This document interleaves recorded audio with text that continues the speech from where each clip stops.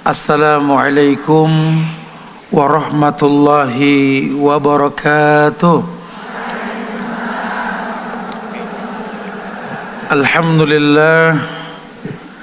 Alhamdulillahilladzi arsala rasulahu bil huda wa dinil haq liyuzhirahu 'alad dini kulli wa kafa billahi syahida. Wa ashhadu an la ilaha illallah wahdahu la syarika lah wa ashhadu anna Muhammadan abduhu wa rasuluh. Ya ayyuhalladzina amanu taqullaha haqqa tuqatih wa la tamutunna illa wa antum muslimun. Ya ayyuhan nasu taqu rabbakumul ladzi khalaqakum min nafsin wahidah wa khalaqa minha zawjaha wa bassa minhuma rijalan katsiran wan nisaa wattaqullaha alladzi tasaaluna bihi wal arham innallaha kana 'alaikum raqiba. Ya ayyuhalladzina amanu taqullaha wa qulu qawlan sadida yuslih lakum a'malakum wa yaghfir lakum dhunubakum wa may yuti'illaha wa rasulahu faqad faza fawzan azima. Amma ba'du fa inna asdaqal hadisi kitabullah wa khairal huda huda Muhammadin sallallahu alaihi wasallam wa syarrul umuri muhdatsatuha wa kullu muhdatsatin bid'ah wa kullu bid'atin dhalalah wa kullu dhalalatin finnar. Ma'asyiral muslimin wal muslimat, wabil khusus para akhwat yang hadir di kegiatan Al-Hijrah, yang semoga Allah berikan keberkahan dunia dan akhirat. Alhamdulillah, izin Allah kita dikumpulkan di tempat yang sama dalam keadaan yang berbeda, karena subhanallah ketertarikan kita untuk mendalami agama ini betul-betul makin hari makin meningkat. Ini menimbulkan optimisme dalam diri bahwa negeri ini akan makin lebih baik ke depan insyaallah. Karena Islam ini menekankan al-ummu madrasatul ula. Ibu itu merupakan sekolah yang utama untuk anak-anaknya. Ke depan anak-anak kita seperti apa tergantung madrasahnya hari ini. Nah, jamaah yang Allah muliakan, kita akan coba ngobrol, bicara di waktu yang singkat ini, ngebahas berkaitan tentang imanmu, surga dan nerakamu. Maksudnya apa? Iya, bukankah Allah berfirman dalam Al-Quran ketika Allah mengatakan walau syi'na la'ataina kulla nafsin hudaha walakin haqqal qawlu minni la'amla'anna jahannama minal jinnati wan nasi ajma'in. Kata Allah, walau syi'na la'ataina kulla nafsin hudaha. Kalau aku mau, setiap orang bisa aku berikan hidayah, kata Allah. Jadi orang udah gak usah pada ngumpul-ngumpul kayak begini. Di rumah pun hidayah dapat sudah, kalau Allah mau. Cuma Allah bilang walakin haqqal qawlu minni, tetapi telah tetap ucapanku dan keputusanku, kata Allah, la'amla'anna jahannama minal jinnati wan nasi ajma'in. Kan kupenuhi surga dan neraka ini dengan manusia, kan kupenuhi neraka ini dengan manusia dan batu, kata Allah. La'amla'anna jahannama minal jinnati wan nasi ajma'in. Jadi Allah ciptakan manusia untuk beribadah, Allah juga ciptakan neraka dengan bahan bakarnya manusia, gitu loh. Karena untuk menjauhi neraka kita butuh iman.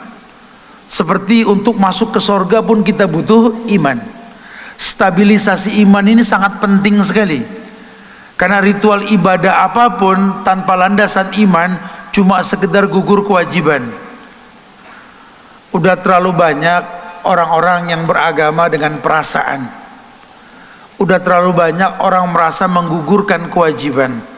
Tapi dia lupa ritual ibadah yang Allah perintahkan dalam agama ini membuat si pelakunya makin lebih baik ketimbang sebelumnya. Sering kok kita dengar kajian yang mengatakan kullu amal ibni Adam lahu. Seluruh ibadah anak Adam itu kembali pada si pelakunya. Kullu amal ibni Adam lahu. Seluruh ibadah anak Adam ini kembali pada si pelakunya. Ini menandakan bahwa anak Adam, dan itu kita semua, berhajat kepada ibadah ritual yang Allah firmankan, Nabi sabdakan, dan dulu para sahabat radhiyallahu anhum melakukan. Kullu amal ibni Adam lahu. Seluruh ibadah anak Adam, ibadah kita ini ya kembali kepada diri kita. Makanya kita berharap dengan semua ritual ibadah yang Allah syariatkan ini, kita makin lebih baik ketimbang sebelumnya gitu loh. Bukan malah makin kembali kepada masa lalu kita yang buruk. Nah, stabilisasi iman yang penting ini menentukan surga nerakanya kita.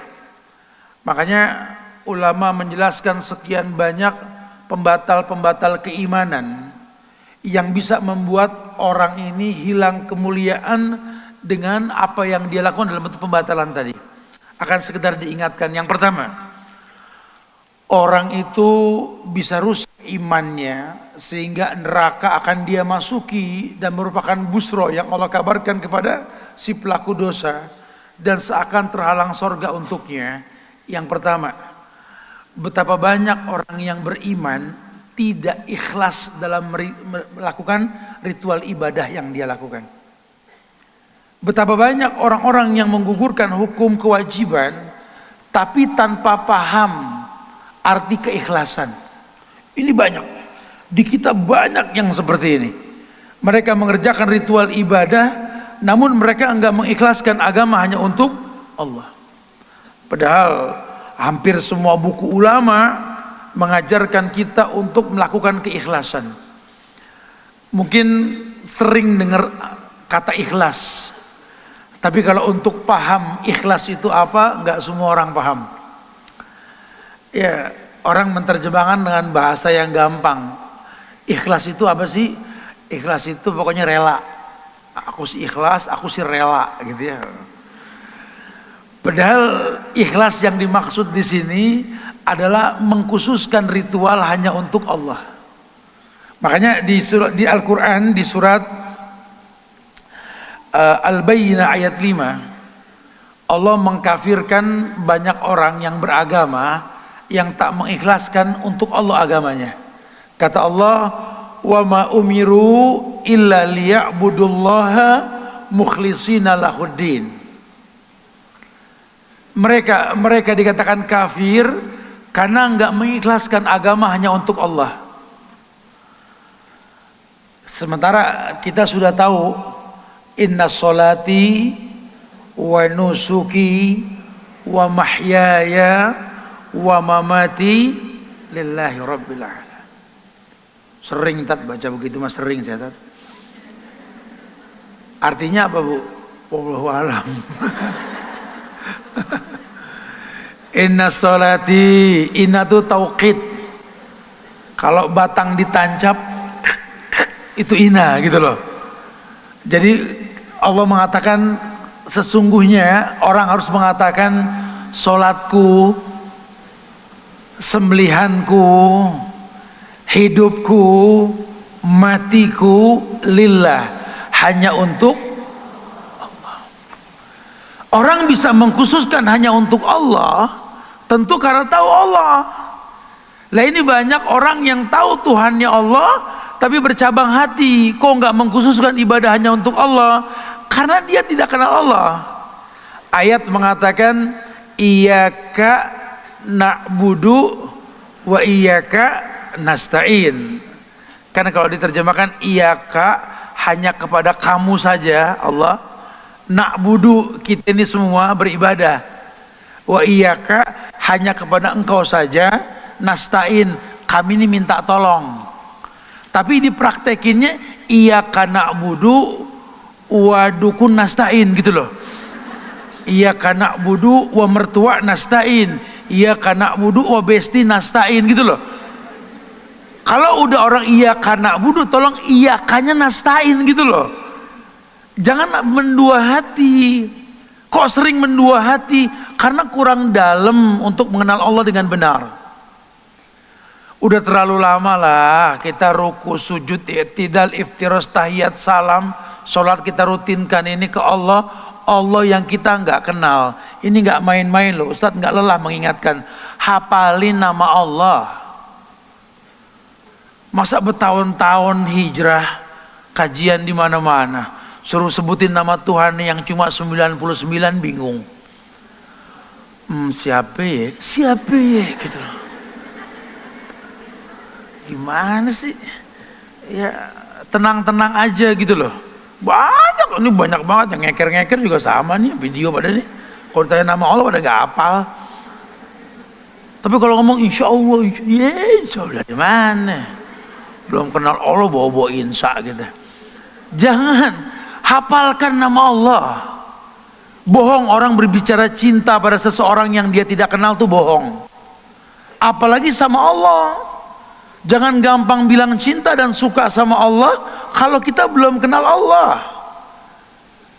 Nggak gampang. Di perjumpaan yang lampau Ustaz sempat sampaikan kok 4 tahapan orang untuk mencintai sesuatu: ilmu, yakin, ikhlas, jujur. Baru bicara mahabbah, cinta. Karena cinta kalau betul dampaknya 2, ingkiyat dan qabul. Ingkiyat totalitas ucapan dan perbuatan, qabul ucapan. Jangan suka bilang suka ini sama Allah nih. Saya suka sama Allah, saya cinta sama Allah. Ketika ditanya alasannya dia nggak berilmu. Ketika diuji sama Allah nggak yakin kalau ujian ada selesainya. Ketika beribadah dia nggak ikhlas. Bahkan betapa banyak ritual ibadah yang dia tambahkan, yang dia kurangin. Dia tidak jujur. Orang kalau sudah pakai bahasa cinta, nggak usah pengen dilihat dia mencintai sesuatu di hadapan orang. Saya paling gedek kalau orang di teman-temannya beb yang beb, sampai rumah cakar-cakaran. Udah deh, jangan pura-pura gitu loh. Bukan nggak boleh, boleh. Tapi asal yang sekarang yang besok sama gitu loh. Agama ini cuma butuh bukti, bukan butuh ucapan. Sama Allah sama. Ya jangan kepo sama penampilan, standarnya sudah ada. Yang penting wujud cinta kita ke Allah memiliki landasan tidak gitu loh. Baru kita bisa bicara ikhlas. Wa ma umiru illa liya'budullaha mukhlishina lahuddin. Dalam ayat ini dikatakan ala lillahi dinul khalis. Hanya milik Allah lah, yang lainnya juga. Di surat Al-Baqarah ayat 165 mengatakan wa minan nasi may yattakhidhu min dunillahi angdadan yuhibbunahum ka hubbillah walladzina amanu asyaddu hubban lillah. Iya. Ada sebagian manusia nanti kata Allah yang mengambil tuhan-tuhan lain selain Allah. Yuhibbunahum ka hubbillah, mencintainya sama dengan mencintai Allah. Tapi kalau orang beriman walladzina amanu asyaddu hubban lillah. Tapi kalau orang yang beriman udah pasti Allah nomor 1. Sepenting apapun dunia mengikat dirinya, ketika panggilan Tuhan dikumandangkan, dia tinggalkan dunia. Ada yang lebih penting untuk dia dahulukan, yaitu Allah. Nggak ada kata nanggung. Oh dulu para sahabat Nabi kalau genderang jihad sudah dikumandangkan, udah tinggalin semuanya. Ya, semua meninggalkan aktivitas karena genderang jihad sudah dikumandangkan. Bukti cinta dia kepada Allah. Udah nggak ada lagi yang lain. Masya Allah. Yang kedua, orang itu bisa lemah imannya sehingga kecenderungan untuk berbuat maksiat mengetuk pintu jahanam, atau enggan melangkah pada kebaikan seperti menutup pintu surga karena hidupnya konsisten di atas emosi. Hidupnya konsisten di atas emosi. Jadi emosionalnya Masya Allah. Ya banyak kok ya, orang udah ngerti agama jadi tambah galak, banyak ya. Jadi banyak, nggak sedikit orang yang akhirnya agama membuat dia kok jadi orang yang apa ya, galak gitu ya. Nah, ini bahaya sekali. Sementara dalam Islam, agama ini akan mendidik orang yang beragama itu menjadi orang yang memaklumi orang lain. Apalagi giringan agama ini menginginkan khairun nas anfa'uhum linnas, Sebaik-baik manusia itu yang paling bermanfaat buat manusia lainnya. Khairun nas anfa'uhum linnas. Sehingga kalau orang makin bagus imannya, makin bagus agamanya, makin dia banyak menyiapkan maklum buat manusia lainnya. Ya, seperti Allah firmankan dalam Al-Quran, fa'fu anhum wastaghfir lahum. Ya, gampang memaafkan, gampang memohonkan istighfar buat orang lain. Dan itu merupakan bukti bahwa dia manusia yang mengerti kemanusiaan. Ya, dulu Nabi Muhammad itu orang yang layak jadi orang yang emosian loh. Karena terlahir di tempat yang betul-betul apa ya istilahnya, menzolimi dirinya lah.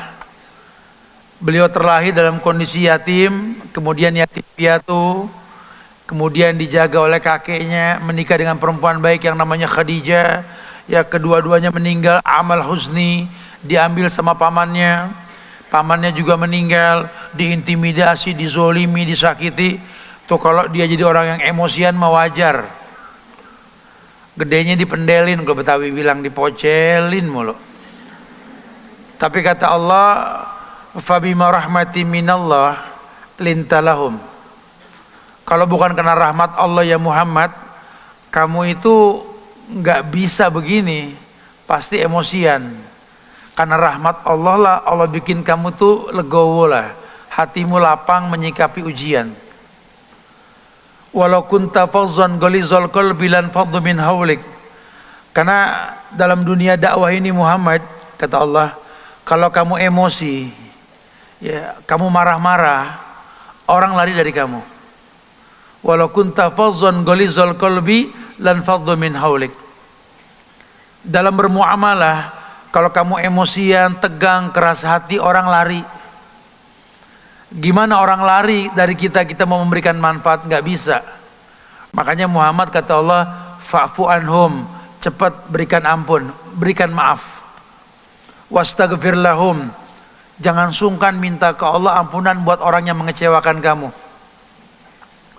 Wasawirhum fil amr, dan jangan lelah untuk bermusyawarah dengan dia.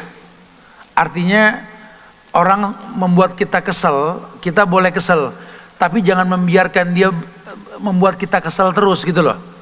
Paling nggak ada usaha mendoakan dia supaya diberikan hidayah. Atau sesekali kalau memungkinkan ada celah, ajak dia ngobrol. Karena orang kesel sama kamu, kamu kesel sama dia, seringnya kapan? Pagi, ngobrolnya siang. Kalau siang bikin pegel, malam. Kalau pagi, siang, malam emang bikin pegel, ya nggak usah temuin, kan begitu. Jadi cikal bakal keributan tuh dihindari. Itu dalam qaida syar'i namanya darul mafasid, mencegah yang buruk terjadi. Ya itu lebih ringan ketimbang mengobati. Muqaddam ala jalbil masalih, lebih dikedepankan ketimbang melakukan kebaikannya. Darul mafasid muqaddam ala jalbil masalih. Kamu yang tahu, emang kamu nggak kuat ngadepin dia kalau pagi? Jangan pagi, siang. Atau kalau pagi bikin pegel, ya udah ngindar, siang temuin, lain cerita biasanya. Kalau siang masih juga begitu, ya sore dah. Kalau masih juga jangan tuh hari, sudah kali pekan depan lain cerita. Makanya bahasa Nabi, zurghiban tasdad hubban. Biar teman yang asik ngobrol, tetap jangan tiap hari ketemu, jadi nggak asik. Zurghiban, ini bahasa Rasul, tazdad hubban, temui jarang-jarang, timbulnya sayang. Kenapa rumah tangga sering mengkelahi? Ibu nyuruh bapak pulang tiap hari, ibu yang salah. Lagi ngapain dia suruh pulang cuma buat didiamin sama diomelin? Nih bapak juga mau pulang aja, nggak usah pulang pak, gitu loh. Ada saatnya orang suruh safar. Nabi sunahkan begitu. Baca sirah Nabawi, baca sirahnya para sahabat, nggak ada yang tiap hari pulang, nggak ada gitu loh. Kita aja di Indonesia ini negeri plus 62, betul? yang kalau nggak pulang masalah gitu loh. Lah kan diinfoin kita nggak pulang ngapain, kalau saatnya pulang ya pulang gitu loh. Ternyata safar itu mendatangkan kebaikan. Orang kalau sering safar baru tahu betapa dia butuh pasangan di rumah sana. Orang kalau sering safar baru tahu betapa dia butuh rumah di pojokan kampung yang dia bangun. Orang kalau udah sering safar, seenak apapun makan di restoran yang paling mahal sekalipun, demi Allah nasi liwet di pojokan Bogor lebih ajib gitu loh. Baru terasa kalau sudah jauh tuh. Nabi nggak pernah salah. Coba Bu, habis ini pulang sama bapak-bapak, kata Ustaz Subhan jangan tiap hari pulang, coba dah. Ini mumpung ada bapak-bapak di sini nih. Lain bu. Agak gimana gitu tuh, kayak lama gak ketemu. Ya Allah kamu pulang, Masya Allah. Cerianya beda. Kok tiap hari, ya Allah dia lagi ya Allah. Gitu. Akhirnya ibu senangan pagi dia pergi. Aduh dia pergi juga deh, ya Allah, ya Allah. Pas sore, ya Allah dia balik lagi, astagfirullahaladzim. Giliran malam mau masuk kamar, ya Allah kenapa dia ya, tuh konsistensi emosional tuh. Yang kedua hati-hati tuh ya, orang bisa lemah iman. Iman ini kan yazid wa yanqus, sering kok dibahas. Yazidu bil ta'a wa yanqusu bil maksiat. Iman ini naik turun, naik dengan ketaatan, turun dengan kemaksiatan. Yang tahu naik turunnya iman tuh kita yang punya iman. Orang nggak ada yang tahu. Wallahi orang kalau betul-betul ngerti imannya, dia yang paham naik turunnya iman. Sehingga ini kayak momen-momen kayak begini ini kan, waduh stabilisasi iman penting. Ini orang nungguin kegiatan al-hijrah kayak begini, waduh harap-harap cemas. Ustadz sampai penuh dijaperin, tat masih kebuka gak? Tat, gue bukan panitia, kata Ustadz gitu. Orang pada nunggu acara ini nih, Masya Allah ya. Ini belum bubar pada nanya ada lagi gak ya. Tuh iman tuh. Tapi kalau iman lagi turun lihat penuh gini, ya Allah penuh banget ya Allah. Gue di mana entah tempatnya ya Allah. Tuh imannya lagi turun tuh. Semangatnya kalau pas lagi door prize doang, langsung begini ya. Yang ketiga ya. Orang itu bisa lemah iman karena ada kecenderungan untuk kembali ke masa lalu. Hati-hati nih ya, maksudnya begini. Jadi kadang-kadang kita kan nih hijrah, alhamdulillah udah berubah dari kita yang dulu ke kita yang baru nih. Cuma semangat kita menuntut ilmu itu membuat kita pengen buru-buru balik ke temen nasihatin dia. Padahal kadang-kadang kita belum sekuat yang kita kira. Ya, kirain sih bisa balik lagi ke tongkrongan yang dulu, mewarnai teman. Supaya kalau nanti dia lihat kita pakai pakaian yang sudah syar'i ini, teman kan kadang-kadang kan teman-teman kita suka begitu tuh. Kalau kita udah hijrah, ibu nih berpenampilan dengan hijab syar'i lah gitu ya. Atau yang laki sudah syar'i, sudah nggak isbal, sudah berjanggut ya. Karena tongkrongannya milenial, datang ke tongkrongan tersebut langsung, lu kenapa gitu. Ngelihat orang pakai hijab, lu kenapa? Kenapa emang? Kok jadi begini sih Allah? Ngelihat kerudung panjang, lu sakit. Nggak boleh orang beneran ini dibilang sakit. Orang laki gitu pakai jenggot, temennya, lu kenapa itu akar gigi? Kata akar gigi, kurang ajar. Anak-anak tongkrongan suka begitu mulutnya. Kalau kita kurang-kurang kuat iman, waduh akhirnya bisa emosi lagi urusannya nih. Nah kalau sudah hati tenang sih dia heran, emang kenapa aku begini, kenapa? Ya enggak, dulu kan baju lu serba kurang bahan gitu kan, kok sekarang kayak begini? Aku punya pabrik bahan sekarang gitu. Enggak, ya dulu kan kita belum tahu, ternyata pas udah tahu ini yang benar. Kalau enggak percaya, kamu nanti di rumah buka di Al-Quran deh. An-Nur ayat 31. Kata temennya, cie Quran gitu. Emang tongkrongan kadang-kadang kurang ajar bener-bener begitu ya. Bukan, lu ngomong An-Nur ayat 31 kan lu tahu gua Iqra 2 belum hatam-hatam kata dia bilang.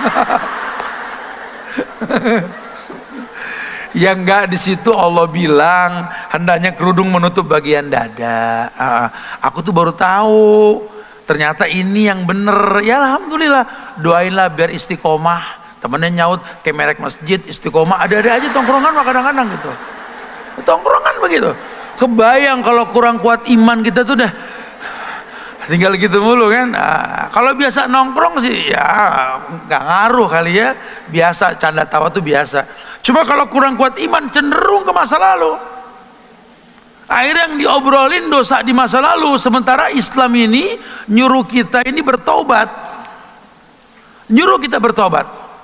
Kalau kita sudah bertobat, ketika kita ingat dosa, wabki ala khati'atik, tangisi dosamu. Jangan senyum dengan dosa yang lalu. Cari teman yang kalau ingat dosa nangis, bukan geli, ketawa gitu loh. Dia sih teman aku dari zaman di neraka di sorga sama dia Makanya kalau ngomongin masa lalu sama dia seru banget gitu loh ya. Tapi jangan sampai ketawa ketiwi juga kalau ingat dosa, karena syariat kata Nabi wabki ala khotiatik, perintahnya itu suruh nangis. Ingat dosa tuh nangis, jangan senyum. Cari teman yang paham itu gitu loh. Cari teman kalau ngajak kita nginget masa lalu atau terpaksa kita ingat masa lalu, kita menangis lah.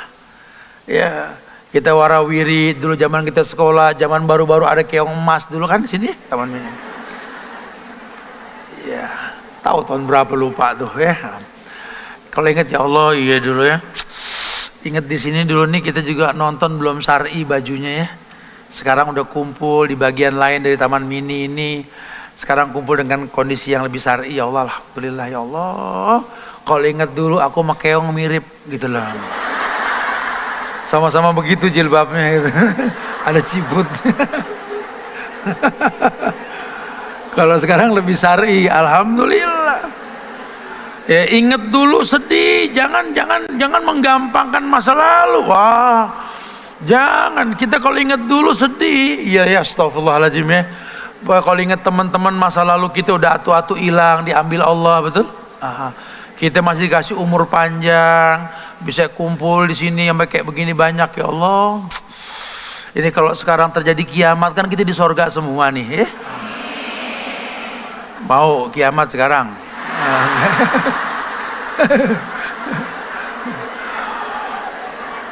Aminnya kayak kampanye, amin. Yang keempat yang keempat. Yang keempat, minimnya pendidikan mental. Orang tuh punya masa lalu. Ketika dia sudah berhijrah, harusnya dia mendidik diri dia, mendidik dirinya untuk betul-betul terarahkan kepada arahan yang syar'i yang benar, sesuai dengan tujuan diciptakan dirinya. Jadi gini, dulu para sahabat radhiyallahu anhum ketika diinformasikan tentang ad-dunya sijnul mu'min, dunia itu betul-betul penjara buat orang beriman, ya, mereka lantas mempersiapkan diri untuk bisa survive di dalam dunia yang bak penjara tadi. Ya kalau boleh jujur, kita kalau yang namanya penjara, pernah masuk penjara belum? Gak usah. Saya pernah karena saya ngajar di penjara. Jadi orang tuh kalau di penjara, apalagi kalau teralis besi sudah dikunci, krek sudah gitu ya, ngelihat semua yang di luar, cuma ngelihat nggak bisa nyentuh. Orang kalau di penjara tuh begitu kondisinya. Orang Islam di dunia suruh dianggap penjara nih dunia. Kelihatan semua, bahkan bisa semua dia raih, tapi ada batasannya. Itu penjara. Dengan kondisi yang minimal, kita bisa menghasilkan yang maksimal. Orang Islam disuruh seperti itu. Jadi dia didik dirinya untuk bisa survive di atas dunia ini, bertahan bagaimana? Karena manusia kan sering disampaikan beradaptasi bukan berevolusi kan. Manusia akan survive, dia bisa beradaptasi. Nah, kemampuan beradaptasi yang syar'i ini disebabkan 4 hal. Kemampuan beradaptasi dalam Islam ini disebabkan 4 hal. Hal yang pertama, karena keterikatan dengan Al-Quran dalam dirinya. Nah, orang sekarang nggak bisa survive karena memang Quran jauh, nggak tahu sibuknya apa yang nggak sempet ngaji selembar 2 lembar. Quran Madinah 1 juz itu 20 halaman, 1 juz.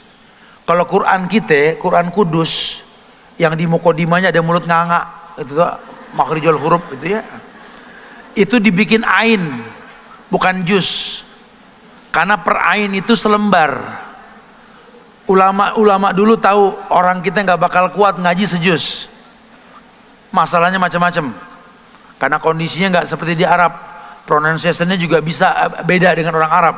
Makanya sejuz itu, wow, kalaupun ada yang bisa sekali ngaji sejuz, cakep, cuma jarang dibikin seain. Tapi sampai hari gini seain pun kadang-kadang nggak sempet. Ya, karena kalau boleh survei di masyarakat kita, kalau bicara Quran, orang-orang dulu banyak yang hafal Quran cuma di juz 30. Juz 30 doang. Namanya juz amah. Betul. Kalaupun hafal cuma juz 30. Yang sering dibaca waduha ke bawah. Surat-surat yang bersahabat, inna atoina, kul huwallahu wal asri. Ngaku dah, ngaku. Aduh, gimana mau tertunjuki sama Quran? Tuhan yang menciptakan kita yang namanya Allah Jalla wa'ala mengatakan bahwa dzalikal kitabu la raiba fihi hudan lil muttaqin. Itu Quran, kata Allah, dzalikal kitab la raiba fihi, tidak ada keraguan di dalamnya. La raiba fihi hudan lil muttaqin, petunjuk buat orang yang bertakwa. Ini Tuhan yang nyiptain kita, ngasih bocoran petunjuk buat kamu di Quran. Tapi nggak semua orang tertunjuki, karena kalau cuma manusia belum masuk kategori. Kalau al-muttaqin, hudan lil muttaqin, muttaqin manusia yang bertakwa. Orang yang bertakwa ditunjuki oleh Quran. Berarti kan tugas kita menstabilkan iman untuk bisa ibadah dengan betul. Dan semua ibadah ujungnya satu, la'allakum, agar kalian bertakwa. Kalian bertakwa, orangnya muttaqin namanya. Jadi kalau pengen itu Quran menjadi petunjuk buat kalian, jadilah kalian orang yang bertakwa. Bagaimana supaya kalian bertakwa? Bagusin iman. Bagaimana membagusi iman? Ingat, iman yazidu bi ta'ah. Lakukan semua yang mendatangkan ketaatan kepada Allah. Baru kau bisa bertakwa dengan ritual ibadah yang sudah dicontohkan. Makin kau bagus ibadah, makin Quran dekat dengan hidupmu. Kalau Quran sudah dekat, akan mengarahkan kamu pada kebenaran. Itu Quran petunjuk. Kita beli motor, mobil, kalau nggak ada buku petunjuknya kacau. Motor boleh sama, mobil boleh sama, ban 2, ban 4. Tapi kalau mereknya beda, petunjuknya beda. Ini manusia tertunjuki dengan Quran, cuma dia nggak mau baca Quran, ya gimana? Makanya orang dulu, ya, dia coba tanamkan dalam kehidupannya untuk selalu dekat dengan Quran. Ini sudah apa ya, self remind ya, masing-masing nih personal nih. Oh ya udah, kalau gitu saya mulai sekarang pengen baca Quran, ya baca, tapi jangan terbebani. Kalau zaman sahabat itu kalau baca 5 ayat terjemahkan, 5 ayat terjemahkan. Atur waktu, masing-masing punya cara. Kalau kami pribadi melihat bagaimana membaca Quran, yang pertama, buat kami yang paling asik baca itu malam. Karena ada dalil yang mengatakan Quran ya'ti yaumil qiyamah wa yaqulul Quran mana'tu nauma bil lail fasyafi'ni fihi. Quran datang pada hari kiamat nanti, Quran bilang, Tuhan berikan aku sebagai syafaat untuknya, karena aku bikin dia tidak tidur malam karena baca aku. Hadis itu menjelaskan baca Quran malam. Gimana baca Quran malam, Ustaz? Ya tidur habis Isya. Tidur habis Isya. Ya kalau anak muda tidur jam 8, paling enggak jam 2 bangun. Kalau kita yang udah nggak muda-muda banget, mak, tidur jam 8, jam 9 juga mendosin, kejut-kejut, betul. Tahu apa namanya? Asam urat apa tahu. Ini kalau udah kepala 5 gini mah ada aja dah obrolan penyakit soalnya. Jam berapa aja kita tidur mendusin 1 jam benar-benar ya. Nah kalau udah dibiasain melek ngaji tuh enak. Apalagi kita udah sedikit-sedikit ngerti nih bacaan Quran, ya Allah sampai enak, kayak nggak habis-habis tuh, nikmat banget. Makanya yang paling senang kita kalau udah Ramadan, ini 80 hari lagi Ramadan nih. Yang paling kita senang kan 7 malam terakhir tuh. Ketika imam baca 1 juz malam tuh, paling enak. Buat yang ngerti enak gitu ya, karena tahu nih, kayak diceritain. Tapi buat buat yang belum tahu beban. Tiap imam baca panjang tuh hatinya ngomong, ya Allah di mana berhentinya nih Allah nih ayat ya. Mana sampingnya orang tua, dengkulnya bunyi krekek. Temennya nyaut, gue kayak di kebun bambu kata dia.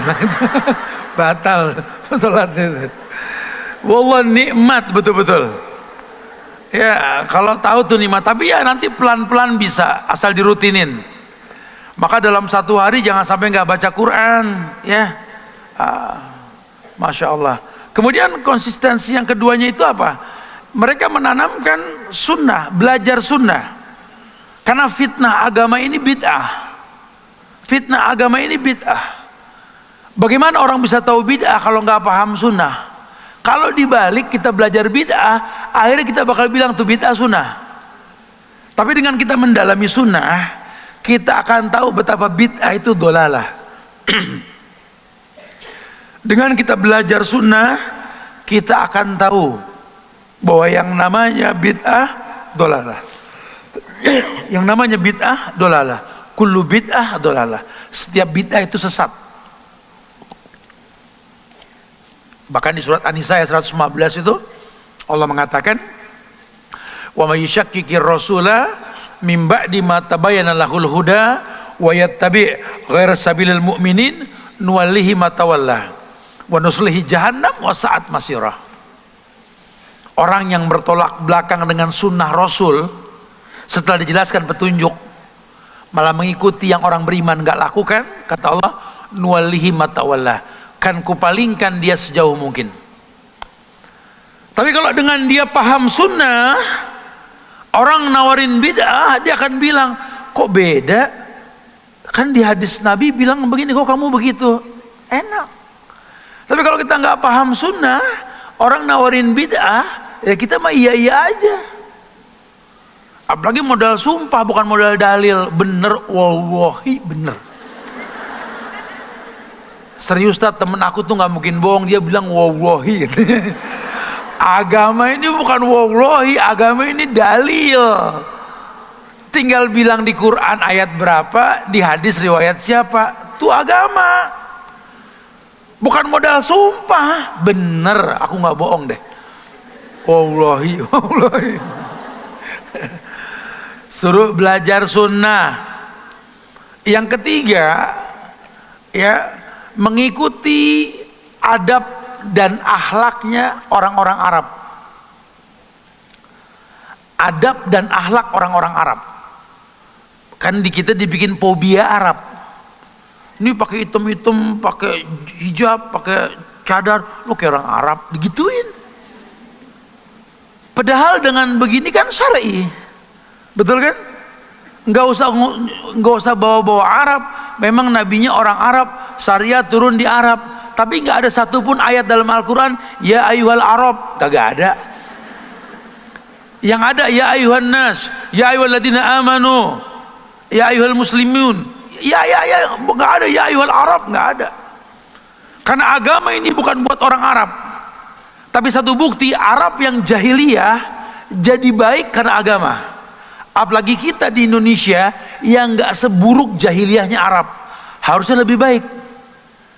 Maka kalau boleh jujur, kita di Arab ketemu sama orang Indonesia, aduh akhlaknya Masya Allah orang Indonesia lebih lembut ketimbang orang Arab. Kebayang kalau Indonesia ini paham hukum-hukum Islam dengan betul. Tidak sedikit ulama itu di Indonesia yang betul-betul mempertontonkan kelemah lembutan dalam beragama. Makanya negeri ini negeri Islam, cuma belum sempurna keislamannya. Dibikin oleh musuh-musuh Islam ini supaya ini negeri nggak jelas keislamannya. Dibikin fobia Arab. Padahal dengan kita mengikuti tradisi kebiasaan orang-orang Arab, kita dimuliakan. Kenapa mesti kayak orang Arab? Karena Allah pernah percayakan dunia sama orang Arab. Di tangan Umar Ibnul Khattab 3/4 dunia. Di zaman belum ada pesawat, belum ada kapal laut, kapal cepat, ya, belum ada kendaraan, kereta Shinkansen belum ada mobil, belum ada. Islam Arab sudah sampai ke Cordova, Iskandaria, penaklukan Turki, Istanbul dan lain-lain. Wallahi mereka mengerti bagaimana beragama karena dakwanya orang-orang Arab. Mereka ngerti bagaimana cara memasak, mereka mengerti bagaimana cara beradab, suami begini, istri begini, anak begini. Bangsa Arab ajarkan itu. Suruh jangan keluar dari kebiasaan orang-orang Arab. Itu akhlak yang baik. Di mana orang Arab itu kalau menikah dengan wali, dibedakan laki dengan perempuan. Bahkan ayat turun, alaysa dzakaru kal unsa, laki beda dengan perempuan. Ar-rijalu qawwamuna 'alan nisa, laki-laki lebih bisa memimpin ketimbang perempuan. Bima faddala ba'dhum 'ala ba'din, dengan kelebihan masing-masing yang berbeda. Di Arab diajarkan. Bangsa yang kering, tidak ada air, cuma rajin bersedekah. Suruh lihat percaya diri tinggi yang mereka miliki, karena orientasi mereka memberi bukan mengambil. Suruh lihat bagaimana hidup mereka, ikuti gaya mereka. Dan yang keempat, memberikan asas apa? Mengembalikan fitrah, mengembalikan pada fitrah bahwa hidup manusia tercipta untuk beribadah. 4 ditanamkan dalam diri mereka, sehingga itu pendidikan mental. Ujian menderu dalam hidup bukti cintanya Allah. Tapi nggak terkecoh mereka dengan ujian. Ujian menderu. Ini dunia, selama hayat masih dikandung badan, ujian itu nggak berhenti. Akan terus Allah uji manusia. Bahkan Nabi mengatakan, innallaha idza ahabba qauman ibtalahum. Allah itu kalau cinta sama satu kaum, Allah uji. Satu kaum, apalagi orang per orang. Makanya kalau orang merasa hidupnya nggak ada ujian, bukan dicintai sama Allah, didiemin sama Allah. Aku sih alhamdulillah Ustaz, Allah baik banget sama aku. Bisa baik gimana Bu? Aku nih udah 2 tahun nggak diuji. Nomor teleponnya berapa Bu? Berteman sama orang nggak diuji, mayit ini orang, bukan manusia. Hidup ini perpindahan dari satu ujian ke ujian yang lain. Ujian itu lambang cinta. Orang kalau udah kenal Allah, ujian itu kayak cumbu Allah ke kita lah gitu. Sehingga kita mengatakan, ya Allah, la haula wala quwata illa billah. Ya Allah, hasbunallah wa ni'mal wakil. Ya Allah, ni'mal maula wa ni'man nasir. Ya Allah, tuh. Ya Allah, innalillahi wa inna ilaihi rajiun. Ya Allah, tuh orang kalau udah kenal Allah diuji, dia akan puji Allah. Kan la haula wala quwata illa billah, pujian bukan? Apa artinya? Tidak ada kekuatan kecuali milik hasbunallah wa ni'mal wakil. Apa? Cukup Allah sebagai penjamin. Ni'mal maula wa ni'man nasir. Nikmat yang utama, nikmat petunjuk. Betul ya Allah, makin kau uji aku, makin aku dekat dengan sejadah. Aku makin gak ada ujian, lupa naruh sejadah di mana. Serumah diomelin sejadah, gua mana sejadah? Kata Mbak nggak tahu, tuh buat tatakan teriskaan tuh. Iya. Ya nggak usah angkat tangan, saya paham sudah. Sejadah buat sholat, bukan buat begini.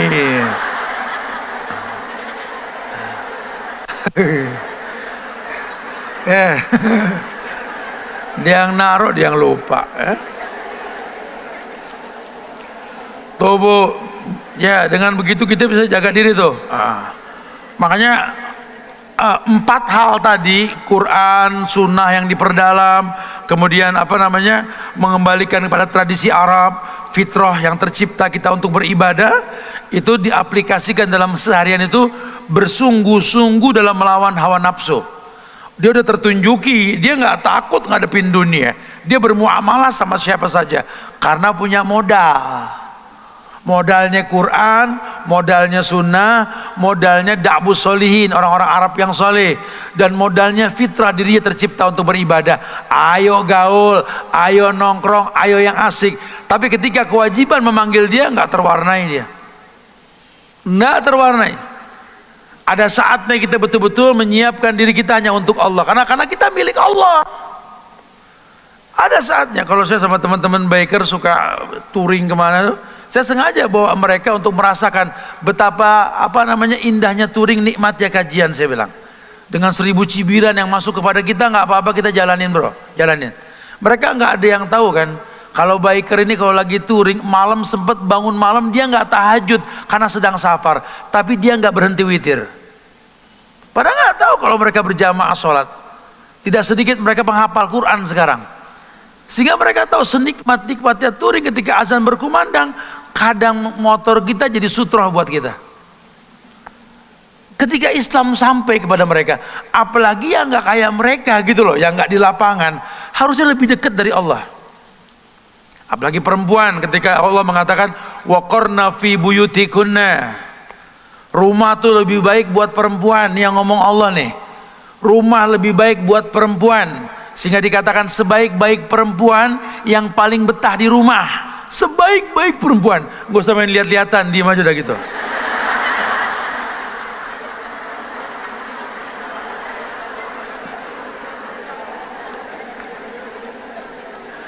Udah dibilang sebaik-baik perempuan betah di rumah, ngayap lulu, ngayap.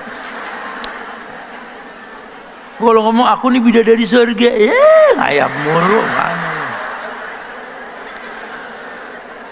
Ada beberapa kajian saya sampaikan tuh, yang hadir beberapa kajian, saya bilang makanya belajar hidup qanaah. Qanaah itu artinya puas dengan yang dimiliki. Bagaimana caranya? Saya sampaikan di beberapa kajian. Nabi ajarkan suruh bermula dari makanan ringan yang kita makan. Kata Nabi, fakulu mimma yalih. Biasakan kalau makan ya yang deket.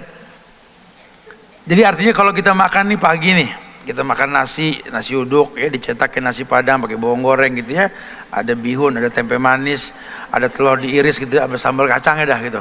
Makan.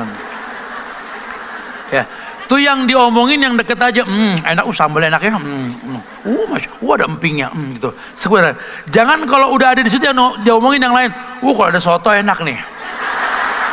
Nggak bakal qanaah kita kalau begitu. Omongin yang di depan mata. Belajar qanaah. Ibu punya rumah juga sama. Kalau udah dibangunin rumah sama suami, jangan nyebut ada yang indah di luar sana. Alhamdulillah deh, biar kata kecil tapi ya paling nggak kehujanan. Ya Allah, makasih banyaknya. Semoga bisa beribadah di dalam sini, insya Allah, mudah-mudahan ya. Bahkan kalau ingat rumah bininya Nabi Aisyah, nggak kayak begini ya, tanah, nggak pakai ubin granit, boro-boro genteng baja, betul. Tuh alhamdulillah. Itu orang bakal betah di rumah. Tapi kalau dibangunin rumah yang dihayalin bagus sih, cuman di sana ada yang lebih bagus lagi Kacau nih. Ini yang begini biar punya istana, tiap liburan nyewa tenda di pojokan gunung. Glamping, betul. Ini orang-orang norak nih. Rumahnya mewah di kota, tapi tiap liburan pengennya ke pojokan gunung. Udah gitu diganti lagi, view mountain view. Dulu mountain view bahasa kita udik itu namanya tuh. Rumah enak-enak, nggak kena banjir, malah nyari tenda pinggir kali. Diganti riverside. Sarang biawak, riverside dari mana? ngambek sama laki minta beliin kitchen set, ada bartender, udah jadi malah ngayal ada kafe enak di sono. Mau sampai kapan kita begitu? Akhirnya jadi orang yang nggak qanaah gitu kalau gitu. Belajar qanaah, belajar nerima yang kita miliki. Nanti pelan-pelan Allah akan makin muliakan tempat tersebut. Kita punya orang tua yang begitu, sehingga semewah apapun rumah kita, yang kita kangen rumah orang tua kita. Rumah pusaka di pojokan kampung, pengen kita pulang terus. Itu rumah nggak berubah begitu, pengen ngangenin. Karena yang punyanya qanaah, yang punyanya syukur nikmat. Kalau yang punyanya sudah nggak syukur nikmat, biar istana lari ke Riverside tadi tuh sama Mountain View, Udik sama Sarang Biawak, betul.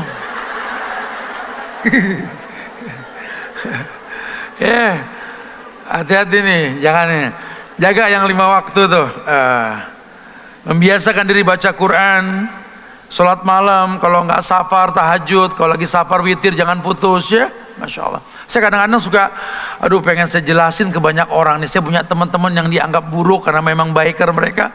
Itu yang namanya witir mereka, ya Allah. Ya doanya tuh buat anak-anaknya, Pak Rabbi habli minas sholihin. Anak denger semua yang dia minta seperti itu. Udah pengen bilang sama anak-anak itu, kamu nggak tahu waktu kamu itu belaga sakit cuma pengen nggak sekolah, belaga sakit, ayah kamu belaga sehat buat nyari duit buat kamu. Masya Allah. Kamu nggak tahu, Ustadz lihat semuanya itu. Saya sampaikan ketika mau kemarin pada anak ambil rapot itu, wallahi jangan sia-siakan pengorbanan mereka. Ayah kalian tuh belaga sehat, padahal dia sakit, agar kalian rajin sekolah. Kenapa kalian yang sehat kok belaga sakit supaya nggak sekolah? Bagaimana mau mulia ilmu kita nggak menghargai orang tua kita? Sampaikan seperti itu. Apa sih yang membuat kamu mencari kurangnya orang tua kamu? Ya Allah, Quran yang bilang hamalathu ummuhu wahnan ala wahnin. Allah hanya mengatakan wahnan ala wahnin, ada sakit di atas sakit. Kalau sekarang kamu bilang lahiran nggak sakit, kamu udah kenal sesar. Dulu orang tua kamu enggak, bidan nungguin sampai 2 hari baru keluar. Wahnan ala wahnin, berkorban buat kamu, nggak ada yang gaji, air susu nggak dijual per liter. Masya Allah, kok jadi hakim buat dia? Coba mulai berpikir panjang, ayo dong jadi orang yang qanaah, orang yang nerima takdir. Masya Allah ya. Kemudian yang kelima, apa sih yang membuat iman kita turun sehingga surga jauh dari kita, bak neraka yang kita buka dengan rendahnya iman yang kita miliki? Dangkalnya diri kita akan pemahaman tentang ibadah. Kita ini orang yang dangkal. Dangkal itu apa? Cetek. Sungainya dangkal, cetek berarti itu. Iya, dangkal sekali. Ibadah dangkal kita. Agama kita cuma hiporia. Tren-trenan. Tren sekarang orang pakai kerudung, pakai jilbab, pakai hijab, tren. Tapi fi'liyahnya dipertanyakan. Masih suka berlenggak-lenggok di sosial media ya, curhat aib jadi status profil dan lain sebagainya. Allah kirim. Ya, ini kondisinya kita betul-betul dangkal dalam ibadah. Padahal ibadah itu harus membuat kita makin baik. Nggak ada yang menjamin maksum dengan ibadah yang dilakukan. Tapi paling tidak dengan ibadah dia tahu keburukan yang mesti dia hindari. Ya. Hari gini kan kita kalau untuk lihat orang baik kan susah. Kalau susah ngelihat orang baik, jangan sampai nggak tahu kalau ada orang jahat di dekat kamu. Ya, kita nggak bisa ngelihat kebaikan orang, ya jangan sampai kita nggak tahu kekurangan orang. Paling nggak kita paham itu. Jangan terwarnai, jangan terlalu cetek ibadah. Udah dibilang wasta'inu bis-sabri was-shalah. Ini Tuhan yang ngomong. Jadikanlah sabar dan sholat sebagai penolongmu. Kamu kan punya masalah, sering berkeluh kesah. Sosial media jadi saksi bisu kalau letakkan kata-kata yang nggak layak kau tulis di situ.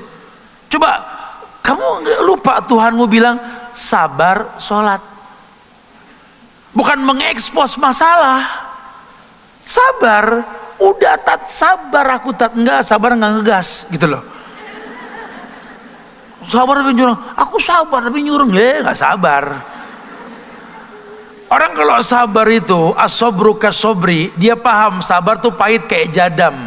Lakin awakibu ahla minal asal. Sebentar saja lebih manis daripada madu. nggak gampang untuk terpancing, terwarnai, enggak. Dan dia biasakan begitu. Karena orang sabar itu kalau bahasa Quran, ya ayyuhalladzina amanu isbiru. Orang yang beriman sabarlah. Seakan-akan kalau iman nggak dimiliki, jangan ngomong sabar. Karena mirip, sabar sama pasrah mirip. Dia sih kagak sabar, pasrah emang nggak bisa ngapa-ngapain. Lain sama sabar. Kalau sabar itu memang ujian yang menderu, nggak membuat dia terwarnai. Lelah, capek, manusiawi. Cuma dia berhusnuzon. Kalau masalah diumpamakan badai, dia yakin badai pasti berlalu. Kalau masalah diumpamakan badai, dia menganggap dirinya bak kayu kering di tengah samudra yang minggir karena gelombang badai tersebut. Dia yakin semua ada selesainya. Seperti gunung yang kering, hijau karena hujan yang diturunkan sama Allah. Kama sali ghaisin a'jabal kufar nabatuh summa yahiju musfarron. Kemudian gak lama lagi kuning. Begitulah hidup. Hari ini kita merasa sehat, siap-siap bakal ngadepin masalah besok. Besok kita punya masalah, nggak usah khawatir. Allah akan mendewasakan kamu, dia akan datang. Jadi kita berhusnuzon kepada Allah. Itu kalau orang paham ibadah, mumet suntuk ambil wudhu sholat. Mumet suntuk introspeksi, ya Allah belum zikir pagi, ya Allah belum zikir petang. Kok kayaknya ringsang hati, gampang galau, emosi, ntar kepancing. Astagfirullah, udah berapa lama gak megang Quran. Kok doa kayak gak diijabah, banyak penghalangnya. Innalillah, orang tua panjang mata gak ditengokin. Dia mengislah diri. Jadi dakwah itu bukan buat orang. Ku anfusakum wa ahlikum nara. Dirimu dan keluarga. Dia merasa kok dirinya nggak terdakwahi dengan ibadah yang dia gugurkan, dia buru-buru bermuhasabah diri. Dia buru-buru bermuhasabah diri. Ini ada sesuatu yang salah nih. Kayaknya ada yang nggak bener nih. Karena kalau dibilang ngaji, saya udah ngaji, kadang-kadang saya ngiklanin flyernya gitu loh. Kalau dibilang namanya puasa, saya mulu yang ngiklanin puasa. Sunan Kemis, Ayamul Bid, saya mulu ini gitu loh. Tapi saya doang yang belum bayar puasa, utang puasa Ramadan. Banyak saya iklanin. Tapi kok saya nggak merasa tenang. Islah diri buru-buru. Tempat yang paling tepat tuh bangun malam. Sepertiga malam Allah turun ke langit dunia. Persiapkan diri buat sholat subuh, sholat yang disaksikan. Inna sholatal fajri kana mashhuda. Sholat subuh, sholat yang disaksikan. Tidur habis isya, bangun jam 11, jam 12, ya cuci muka, bersih-bersih apa, rapi, mulai ngaji, mulai baca. Nggak berasa jam 2 tahajud, ya nggak berasa jam 3 istirahat sebentar. Orang kalau udah bangun aktivitas keagamaan, istirahat nggak bakal bablas. Tapi kalau cuma bangun malam, minum, merem lagi, bablas, udah pasti bablas. Tapi kalau dia ada aktivitas kemudian tidur, Nabi begitu, habis tahajud beliau tidur lagi sebentar. Kemudian azan berkumandang beliau bangun. Kenapa? Karena biar fresh. Ya, karena ini sholat subuh, sholat yang disaksikan. Allah yang mengatakan, Inna sholatal fajri kana mashhuda. Tadi, sholat subuh, sholat yang disaksikan. Disaksikan, bukan berarti sholat lain gak disaksikan. Cuma Allah sebut sholat subuh. Bilangin sama orang rumah, bangunin.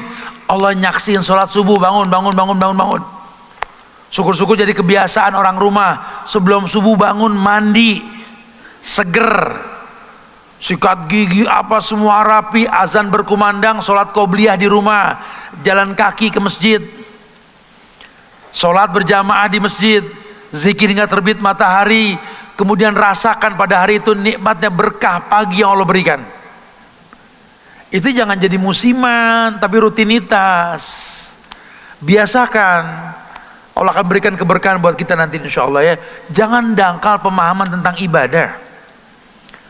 Kemudian yang keenam, ya iman ini turun, terbuka pintu jahanam, tertutup pintu surga ini karena responsif kita untuk ibadah itu lalai.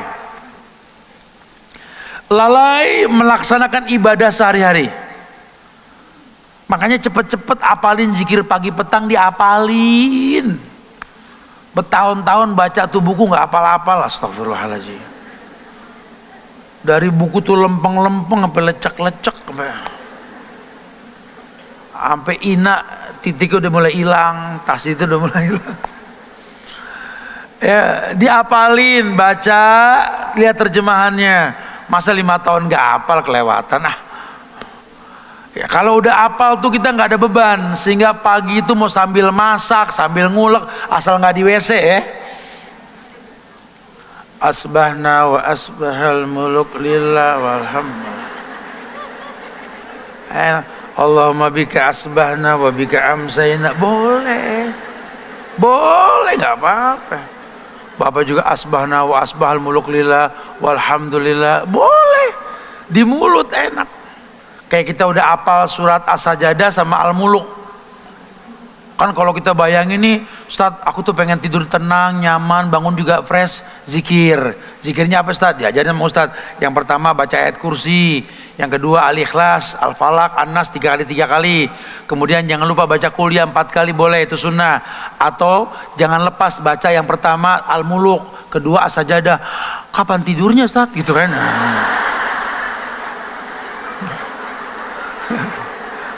Mana 30 ayat lagi.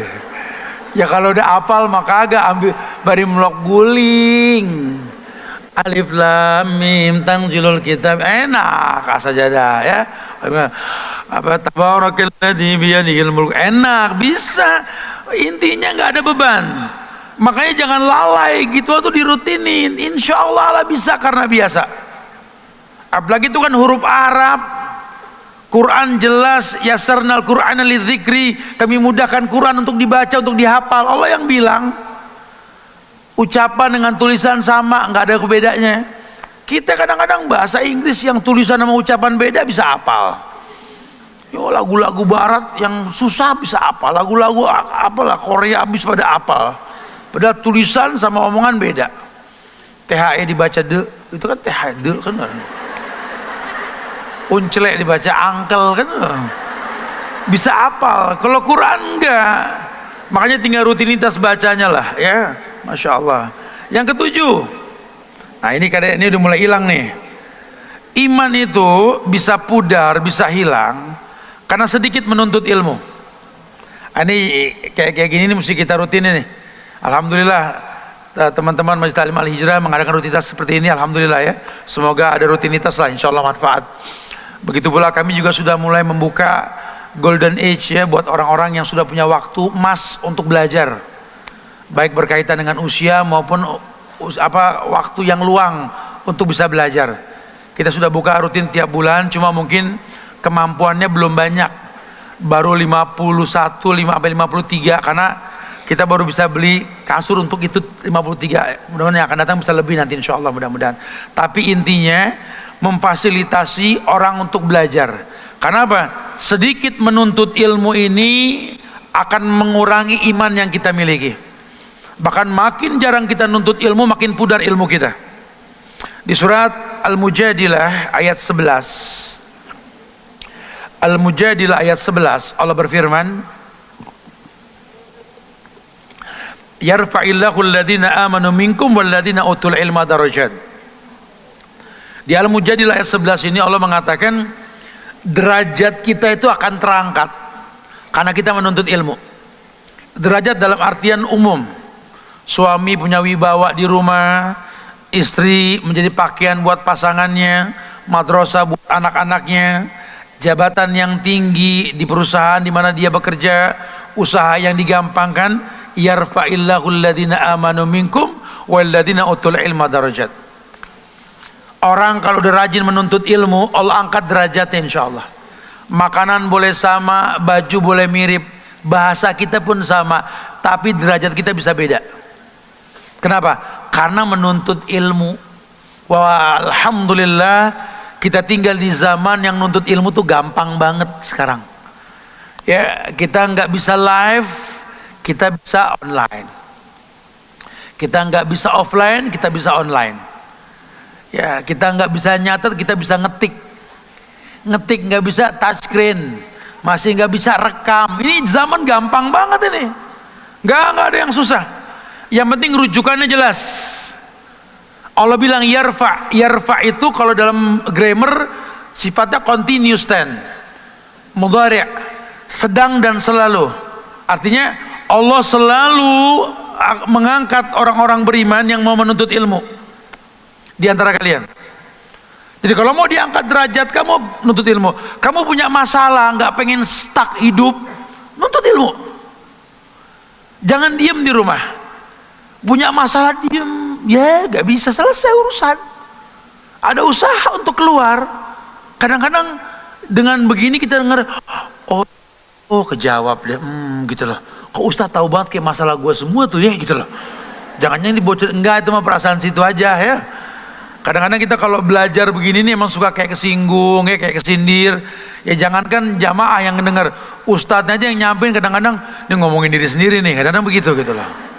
Ya namanya belajar memang begitu, tapi nggak apa-apa, kita berubah. Makanya kalau nuntut ilmu itu yang paling baik kayak gelas kosong, seperti gelas kosong, gampang diisi. Jangan tugian, jangan kayak luber, diisi keluar air nantinya. Belajar nerima. Ya kalau memang ini baik, alhamdulillah. Pelan-pelan kita berubah, yang penting kita tahu dulu. Kita berterima kasih sama Allah karena memudahkan itu semua insyaallah ya. Taib.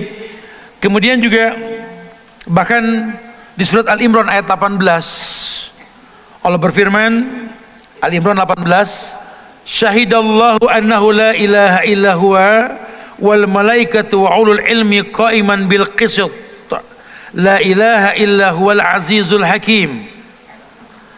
Ada ayat yang mengatakan syahidallah, Allah itu menyaksikan bahwasannya la ilaha illa huwa, tidak ada ilah yang berhak diibadahi dengan benar kecuali Dia Allah.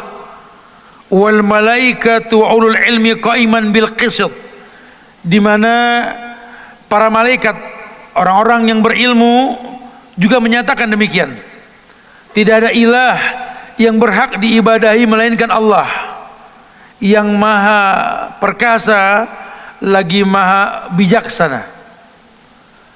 Jadi Allah sendiri mengatakan syahidallah, Allah menyatakan, Allah bersaksi, tidak ada ilah yang berhak diibadahi dengan benar kecuali Dia. Begitu pula para malaikat, orang yang berilmu, mereka pun seperti itu.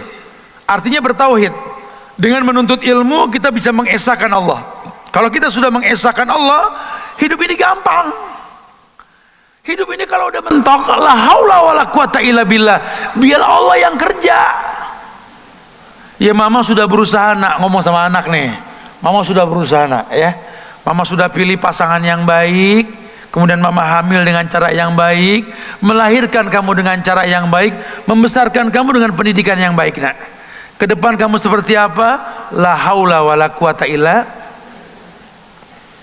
Ya karena ujian nggak bisa dipilih nak. Ada perempuan soleha pegel sama anak, ada anak yang soleh pegel sama orang tua. Ujian nggak bisa dipilah-pilih. Ya, yang pasti ujian seberat apapun kita bisa bersabar, ujian senikmat apapun kita bisa bersyukur. Intinya itu nak. Dia tawakalkan sama Allah. Dia nggak pernah berhusnuzon sama Allah, karena dia tahu dia punya Allah yang la yukallifullahu nafsan. Dia tahu dia punya Allah yang udah ngomong Allah nggak uji manusia di luar batas kemampuannya. Kalau ada manusia yang berat menjalani ujian yang Allah ujikan, maaf, dipertanyakan kemanusiaannya. Introspeksi diri tuh. Tapi kok aku berat Ustaz ngadepin masalah, berarti kemanusiaan kamu yang dipertanyakan. Apa Tuhan kita mau salahkan? Ya enggak lah. Kuat, kamu kuat. Enggak Ustaz, kuat. Enggak Ustaz, berarti dipertanyakan kemanusiaannya. Coba introspeksi diri. Hukum asal manusia itu kan tercipta buat beribadah. Ibadah kamu gimana coba? Kalau kamu sudah berumah tangga sama suami gimana coba? Terus madrasah diri kamu tuh ke anak-anak seperti apa coba? Jangan-jangan hidup kamu banyak komplain sehingga ujian berat. Itu masalah. Itu masbuloh, masalah buat loh. Mas Budi, masalah buat dia. Ya hati-hati tuh. Sedikit menuntut ilmu. Nah ini yang penting nih. Yang ke-8, yang terakhir nih. Yang ke-8 ya. Sebenarnya banyak sih, cuma kita nggak bisa maksimal ya. Harusnya sih sampai Isya ini ya. Yang kedelapan, futur. Futur yang terus menerus. Ternyata kata ulama, orang futur itu ada sebabnya. Ada sebab-sebab orang jadi futur. Kan ada doa futur itu orang tuh jadi apa ya, boring, males, bosen gitu ya. Makanya ada doanya tuh, Nabi pernah bersabda dalam riwayat Imam Ahmad, Allahumma inni a'udzubika minal ajzi wal kasali. Allahumma inni a'udzubika, ya Allah sesungguhnya aku berlindung kepadamu minal ajzi. Ajzi itu artinya apa namanya, lemah. Ajzi, ajuz. Kalau orang Arab bilang ajuz. Udah ajuz tuh, udah nenek-nenek, udah lemah, ajuz. Ajzi itu lemah. Minal ajzi wal kasali, dari lemah dan malas. Orang kalau lagi futur, astagfirullahaladzim, Quran kagak tebel sampai berat itu loh.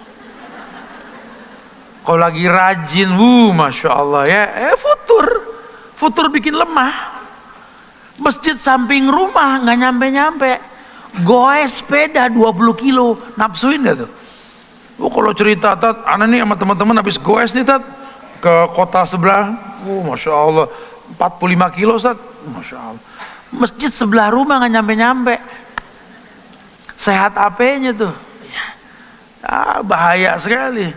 Padahal kalau seandainya kita goes sepeda buat sehat badan, jadi sering di masjid, itu bagus banget. Tapi kalau gara-gara goes, gara-gara olahraga, gara-gara touring, malah males ibadah, wah. Kalau saya paling marah kalau teman-teman yang ikut touring sama saya, besokannya pulang, saya dengar orang rumahnya bilang, nih kalau udah pulang touring tat, teparnya seminggu tat, nggak mau ke masjid, nggak mau ngaji. Besok-besok nggak usah ikut, ya nggak usah. Nggak ada rumusnya orang habis ibadah tuh merusak ibadah lain, nggak ada. Touring kita ibadah kok, kita belajar, kita ngaji, kita tadabur, ketemu para asatidz, harusnya pulang sehat. Ini kayak kita nih habis gini nih kumpul nih di rumah, sehat harusnya. Jangan tuh sampai rumah, aduh,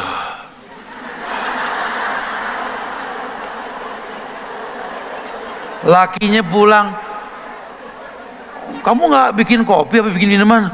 Ada di taman mini gitu, bukan gitu. Awas ya, awas loh. Ibadah ini bikin sehat, bukan bikin lemah. Ya, ibadah bikin sehat, jangan terus jadi teparnya. Anak pulang kegiatan buka tutup saji, ya Allah mama nggak masak, mama habis belajar di taman mini gitu loh. Mendingan ibu belanja dan ntar ya bu, walaupun ibu nggak masak tapi aku bawa gitu loh. Nggak boleh bu, nggak boleh yang namanya ibadah merusak ibadah tuh, paling nggak boleh di Islam. Ini kita ibadah, pulang ke rumah jangan merusak ibadah, jangan. Ya, temennya besok ngajakin ngaji lagi. Ini hari apa nih? Hari Sabtu, hari Ahad, ada kajian lagi yuk. Aduh, gue udah cukup deh kemarin gitu loh. Tinggal surganya doang, surganya itu enak aja. Ya, apa penyebab futur apa? Yang pertama penyebab futur nih. Ini menurut ulama nih, saya cuma nyampein doang. Biasanya tuh ekstrim. Orang yang gampang futur tuh orang yang ketika hijrah beragama berlebihan, ekstrim. Jadi kalau baru-baru tobat, baru-baru hijrah nih, bukan main dah ya, galaknya orang. Pulang ke rumah tuh ngelihat yang pada belum ngaji, matanya agak sipit nih. Kok di sini banyak penghuni neraka ya? Wah.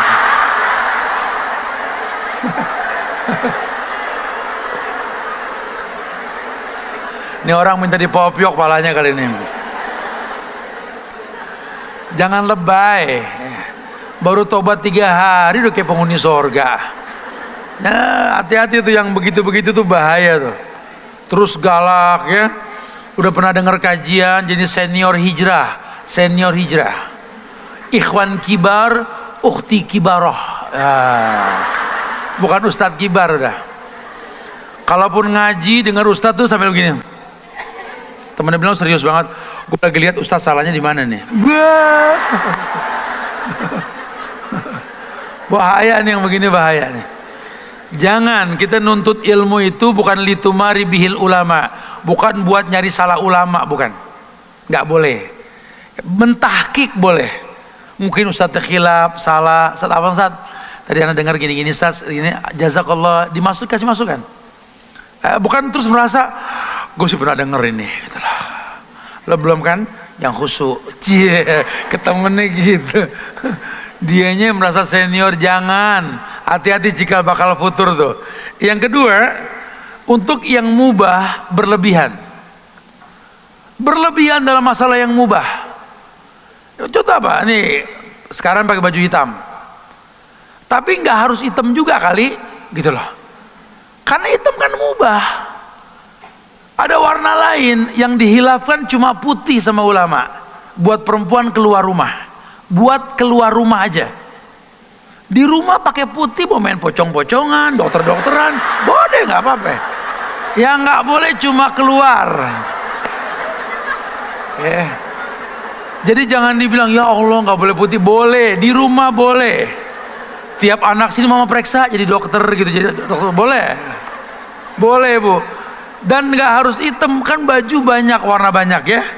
Nah silakan sesekali ibu pakai baju warna apa, merah, hijau, ya asal yang penting nggak mancing pandangan boleh. Karena baju perempuan tuh nolak pandangan, bukan mancing pandangan. Maka kalau perempuan pengen pakai ornamen di jilbabnya, di kerudungnya, ya di kerudungnya pakai ornamen, keluar ya pakai abaya. Jangan mancing. Nah, ya boleh pakai gelang, tapi jangan keluar-luar. Ini kadang-kadang sengaja jalan icring, ya. Berdagang begitu. Yang mubah jangan berlebihan.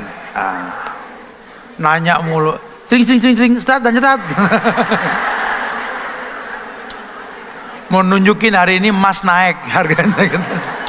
Yang ketiga, ya ini orang bisa futur nih karena enggan berjamaah. Hidupnya maunya sendiri, eksklusif. Pengajian dibikin eksklusif. Ada beberapa orang datang ke saya, Ustadz, ana pengen datang ke kajian, situ dilarang. Maksudnya dilarang gimana? Ana pas masuk bilang, Afan nih, ini antar kami aja. Antar kami? Lu surga lu beda, antar kami.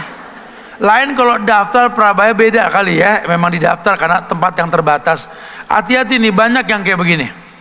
Saya di mana, di Mina kemarin tuh, lagi di Mina kan suka ada kajian pasca haji itu. Sengaja saya bilang buka semua biar yang lain dengar kalau nggak ada kajian tempat dia. Ada beberapa tenda ini yang eksklusif. Ya ketika ada yang mau dengar, Afan ya, ini kita aja. Astagfirullahaladzim.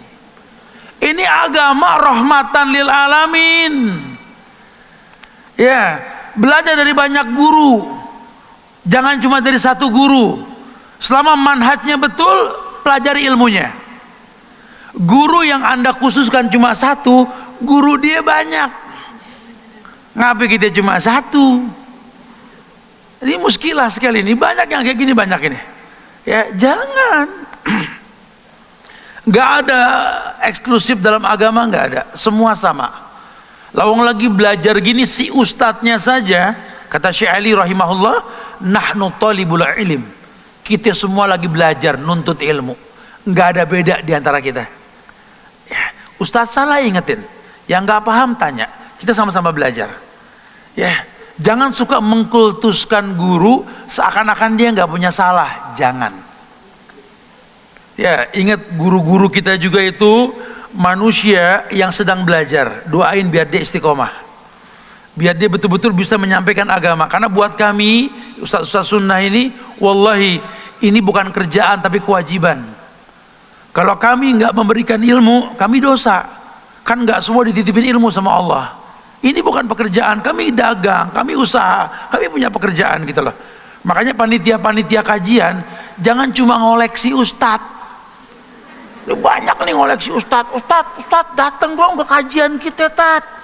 Ustadz ini udah, yang itu udah, cuma antum yang belum. Ya dia koleksi ustadz.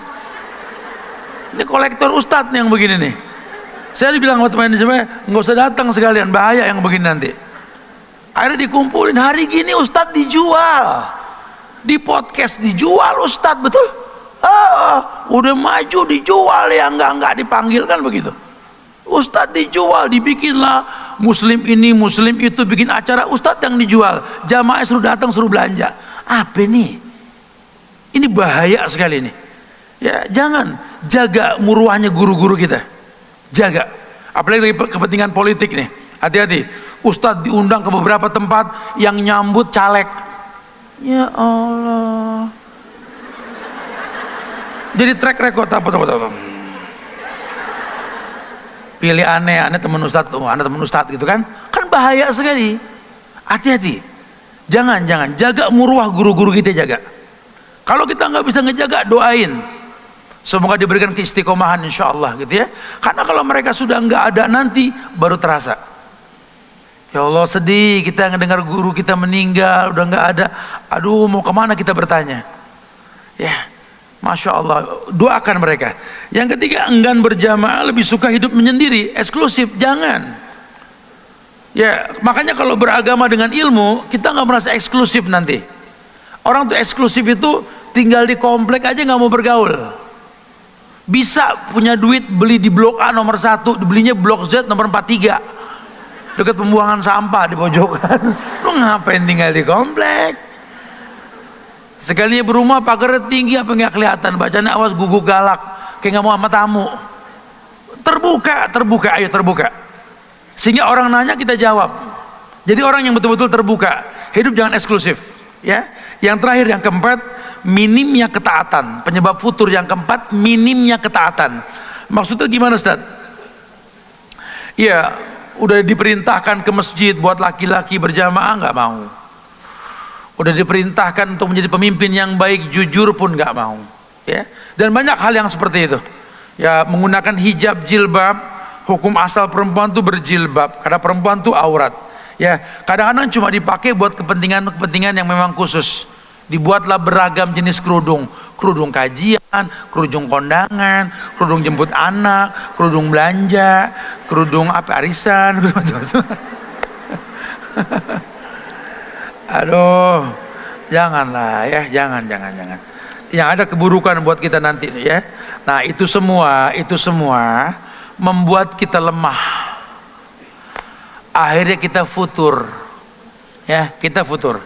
Kalau kita sudah futur, yang pertama terjadi, kita meninggalkan dakwah ke jalan Allah. Buat diri kita aja udah malas. Udah gak kita perhatiin penampilan, gaya ngomong, tontonan, sudah kacau. Kita nggak bisa mendakwahkan diri kita di jalan Allah, apalagi orang lain. Yang kedua, kalau sudah futur, lemah ibadah sudah pasti. Dengar ajan udah pasti kaget mulu. Udah ajan gitu loh. Allahu Akbar, Allahu Akbar. Ajan apa lagi tuh? Ya asar, tadi johor. Ya Allah, cepet banget ya. Buka-buka WA, 80 hari lagi Ramadan. Astagfirullah. Bukan senang. Wah, ini udah malas ibadah nih orang. Kalau udah futur malas ibadah nih, bahaya nih. Kemudian yang ketiga, orang kalau sudah futur apa? Sedikit membaca, nggak mau menuntut ilmu. Ngelihat buku tebal tuh, aduh, senangnya nonton IG yang pendek-pendek lah, ceramah pendek. Makanya kita banyak bikin video pendek supaya gampang ditangkap. Soalnya kalau lihat data orang yang ngelihat, rata-rata yang laku itu yang 16 detik sampai 20 detik. Hari gini orang nggak demen lama-lama. Ya. Karena kondisinya banyak yang futur. Nuntut ilmu, waduh ya. Para masyaikh IG-nya nggak ditonton, tapi buat yang aneh-aneh cepet followernya. Yang keempat, orang kalau udah futur, lemah amar ma'ruf nahil mungkar. Sense of belongingnya nggak hidup untuk keagamaan. Tertariknya tidak sama sekali. Malah orientasinya uang. Gimana nih kalau ngelihat kayak gini nih, kita ajak bisnis nih. Begitu mikirnya gitu loh. Bukan berpikir bagaimana menggiring orang untuk memudahkan dalam beragama. Yang kelima, efek futur itu ya tadi lemah untuk berkorban dalam hal keagamaan. Kalau tadi kan lemah melaksanakan amar ma'ruf nahi munkar yang keempat. Kalau yang kelima lemah untuk berkorban, untuk cari sedekah, ya berbuat baik ini udah nggak serajin dulu, ya nggak mau jadi bagian sebuah kesempurnaan orang dalam beragama. Itu karena futur. Makanya toh pada akhirnya nanti kita akan menjadi orang yang akhirnya iman kita berantakan, tertutup sorga, terbuka neraka buat kita. Makanya diberikan judul tadi, imanmu sorgamu nerakamu. Ya, jaga iman kita, Allah muliakan kita nanti insyaallah ya. Barakallahu fikum. Taib. Cek. Ustadz, mungkin karena kami masih menfilter pertanyaan yang masuk ke WhatsApp, jadi sekarang Ustadz aja yang nanya duluan. Ya, mungkin dari sisi sebelah paling kiri dulu Ustadz. Ini ada 4 baris, standing mic. Jadi dari sebelah kanan dulu Ustadz lempar mungkin 2 pertanyaan, jadi 2. Atau Anda minta waktu 5 menit buat memberikan solusi sebentar ya? Boleh Ustadz. Boleh tanya nanti. Boleh. Ya ada ending, anak cuma khawatir tadi waktunya aja habis, nanti enggak ya? Ya. Sehingga futur yang disampaikan tadi dengan resiko ya 5 hal yang disampaikan pula, yakni yang pertama meninggalkan dakwah di jalan Allah, lemah dalam beribadah, kemudian sedikit membaca dan menuntut ilmu, lemah melaksanakan amar ma'ruf nahi munkar, lemah untuk berkorban dalam agama ini. Itu oleh ulama diberikan solusi. Ada 5 solusi yang bisa mendatangkan kestabilan iman kembali. Solusi yang pertama kata ulama, ya, hendaklah dia selalu membaca buku sejarah, biografi orang-orang soleh. Ini yang ringan kata ulama. Timbulkan semangat membaca sejarah orang-orang soleh atau biografinya orang-orang soleh, baik itu sirah Nabi maupun sahabat maupun orang-orang soleh. Kenapa? Karena mereka orang yang ujiannya lebih berat dari kita. Tapi lihat bagaimana mereka menyikapi ujian, itu yang pertama. Yang kedua, mengembalikan pemahaman akan kewajiban hidup manusia yang tercipta untuk beribadah. Mulai menekankan pada dirinya agar dia selalu beribadah untuk Allah, karena dia tercipta untuk itu. Jadi udah, ibu jangan pegel-pegel sama orang rumah. Pokoknya yang ibu tahu, bakti saya sama suami ini ibadah, lelahnya saya sama anak ini ibadah. Dia berusaha untuk ibadah. Sesempit apapun ruang untuk ibadah, dia selalu punya waktu untuk ibadah. Pokoknya yang dia yakini, hidup ini tercipta untuk beribadah. Yang ketiga, mengunjungi orang soleh. Datang ke guru-guru kita, bawa keluarga, Ustadz, kalau ada waktu aku bawa suami, bawa anak-anak nih, atau suami bilang bawa istri, bawa anak-anak, pengen ngobrol ya Ustadz, pengen sharing-sharing Tat, tolong dong kasih masukan. Ayo. Jangan sungkan datang ke guru-guru kita. Jangan datang ke majelis ilmu, ke guru lebih sedikit ketimbang ke mall. Refreshing aja, asal ke guru-guru kita. Tolong dong kasih masukan Tat, solusi dong ini. Itu menstabilkan iman kita kembali. Yang keempat, memiliki kemantapan hati untuk continue dalam melenyapkan kelemahan. Jadi dia butuh semangat untuk selalu stabil, semangat tersebut melenyapkan kelemahan dalam agama. Ya tentu dia butuh teman, butuh circle, kelompok teman yang memang saling mengingatkan kayak begini nih. Udah nggak tanggung-tanggung, circle-nya 2.500 lebih nih. Masa nggak ada yang kecantol agamanya gitu loh, nggak ada yang ngingetin sama sekali. Ini yang kayak begini nih, jadikan sebuah lingkungan. Kebayang melalui satu orang ini lahir orang soleh berapa nantinya. Negeri ini bakal lebih mulia ke depan nanti insya Allah, mudah-mudahan ya. Dan yang terakhir ya, yakni memiliki tujuan mulia serta selalu berusaha untuk mencapai tujuan tersebut. Jadi yang terakhir ini selalu memiliki tujuan mulia. Ya, tujuan mulia ini timbul karena berilmu sebelum beramal. Kalau sholat ada tumakninahnya, sebelum takbir itu ada konsentrasi. Allahu Akbar, diam tuh tumakninah. Alhamdulillahi Rabbil Alamin Ar-Rahmanir Rahim. Hanya tumak nina, jangan ngepot. Alhamdulillah Rahmanir Rahim, ya bukan begitu. Alhamdulillahi Rabbil Alamin Ar-Rahmanir Rahim Maliki Yaumiddin. Jadi ada tumak ninahnya, itu bisa memiliki tujuan mulia dalam semua kegiatan. Mau bersedekah, ngeliat orangnya dulu, ya Allah, sambil bayangin, ya Allah, alhamdulillah hamba tidak seperti itu, ya Allah, hamba yang bisa nolong bukan yang nolong hamba, ya. Jadi ada tumak ninahnya. Kayak kita ke orang tua, ya, wahfid lahuma janahadzulli minar rahmah wa qur rabbirhamhuma kama rabbayani shaghira. Jadi kita ke orang tua itu sebelum cium, sebelum puji apa, diam dulu. Wa qur rabbirhamhuma kama rabbayani shaghira, ya Allah. Gitu loh. Baru gimana, sehat kabarnya. Ada tumak ninah, gregetnya beda nanti. Itu bisa menimbulkan tujuan yang mulia. Wallahu a'lam, ya. Taib. Sudah Ustadz. Oke. Kita jadi lemparin kuis Ustadz ke jamaah. Standby mic udah, angkat tangan dulu krunya. Sister kru angkat tangan, ada berapa spot di sana? Izin untuk Sister Villa yang di baris ke-2, 3, dan 4 untuk tidak ikut mengangkat tangan dulu. Kita bagi menjadi 4 sesi. Insya Allah pertanyaan akan diajukan Ustadz singkat dan padat, ya, karena kita terbatas waktu, masih banyak agenda di belakang nanti. Jadi di sana 2 pertanyaan Tat, baris kedua 2, sini 2, sini 2. Kalau bisa depan dan belakang atau tengah di random aja, jangan semua di depan. Ya. Itu Ustaz. Pada Ustaz. Iya. Taib jemaah, kita sedang membahas tentang stabilisasi iman. Imanmu, surgamu, nerakamu. Ya. Yang ingin Anda tanyakan pertama kali bahwa apa yang membuat iman ini menentukan surga dan nerakamu?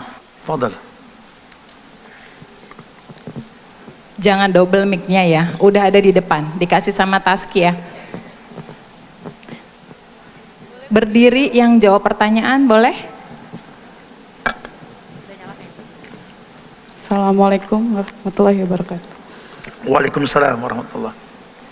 Karena keikhlasan Ustadz. Lebih keras sedikit? Karena keikhlasan dalam beribadah. Iya, salah satunya itu ya. Cuma bukan itu yang Anda maksudkan. Iman menjadi alasan Allah bukakan sorga, Allah tutup neraka, atau Allah bukakan neraka, atau Allah tutup sorga gitu loh. Kenapa mesti iman gitu loh? Karena menghususkan ritual hanya untuk Allah. Apa? Karena menghususkan ritual atau ibadah hanya kepada Allah. Ayo, ada yang bisa lebih tepat gak? Fadal, coba.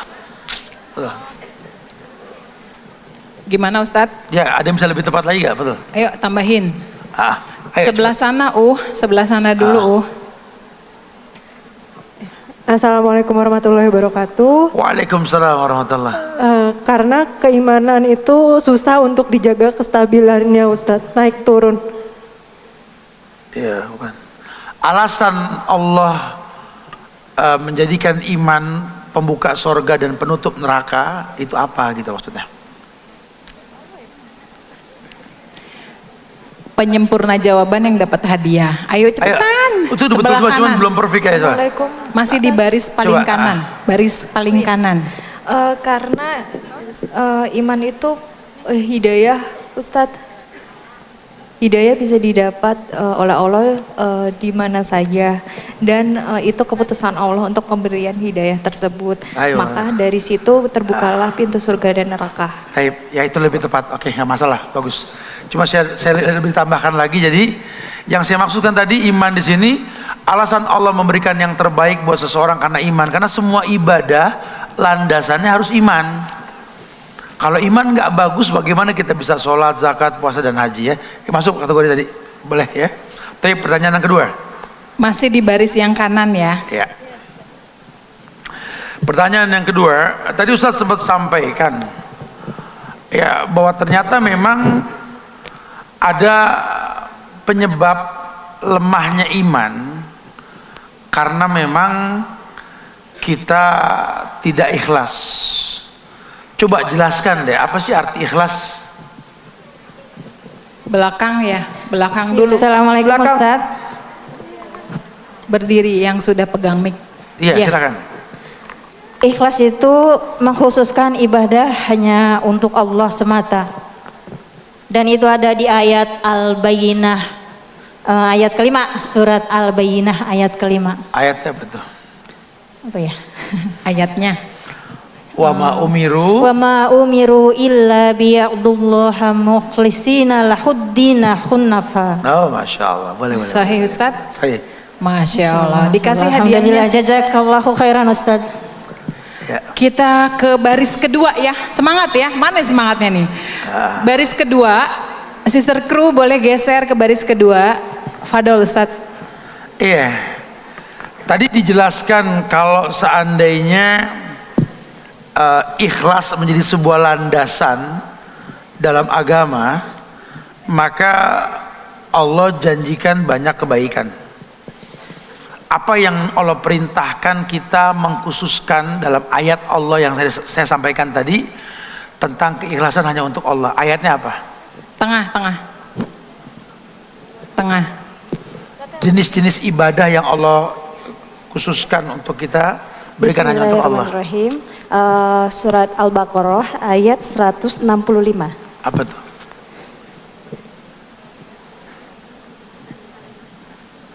Baris kedua. Iya, apa tuh ayatnya? Ayo. Gimana Tat? Scroll up dulu nih ke Muslim Pro. Ayo, apa ayatnya coba? Disempurnakan di depan, baris depan. Ya Taskia kasih mic-nya. Oh sudah. Wa minan nasi may yattakhidhu min dunillahi andada yuhibbunahum ka hubbillah. Ayo, betul. Sahih. Sahih Ustadz. Sahih. Dikasih hadiahnya. Barakallahu fiik. Satu lagi pertanyaan untuk blok 2 Tat. Iya. Ada jenis-jenis ibadah dalam Al-Quran yang Allah inginkan manusia khususkan dalam ayat itu hanya untuk Allah.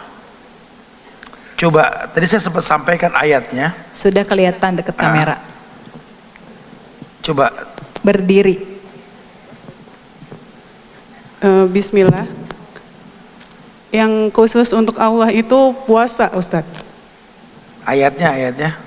Ayatnya Yang saya sampaikan tadi, saya sempat sampaikan ayatnya apa? Quran. Saya kasih depannya aja.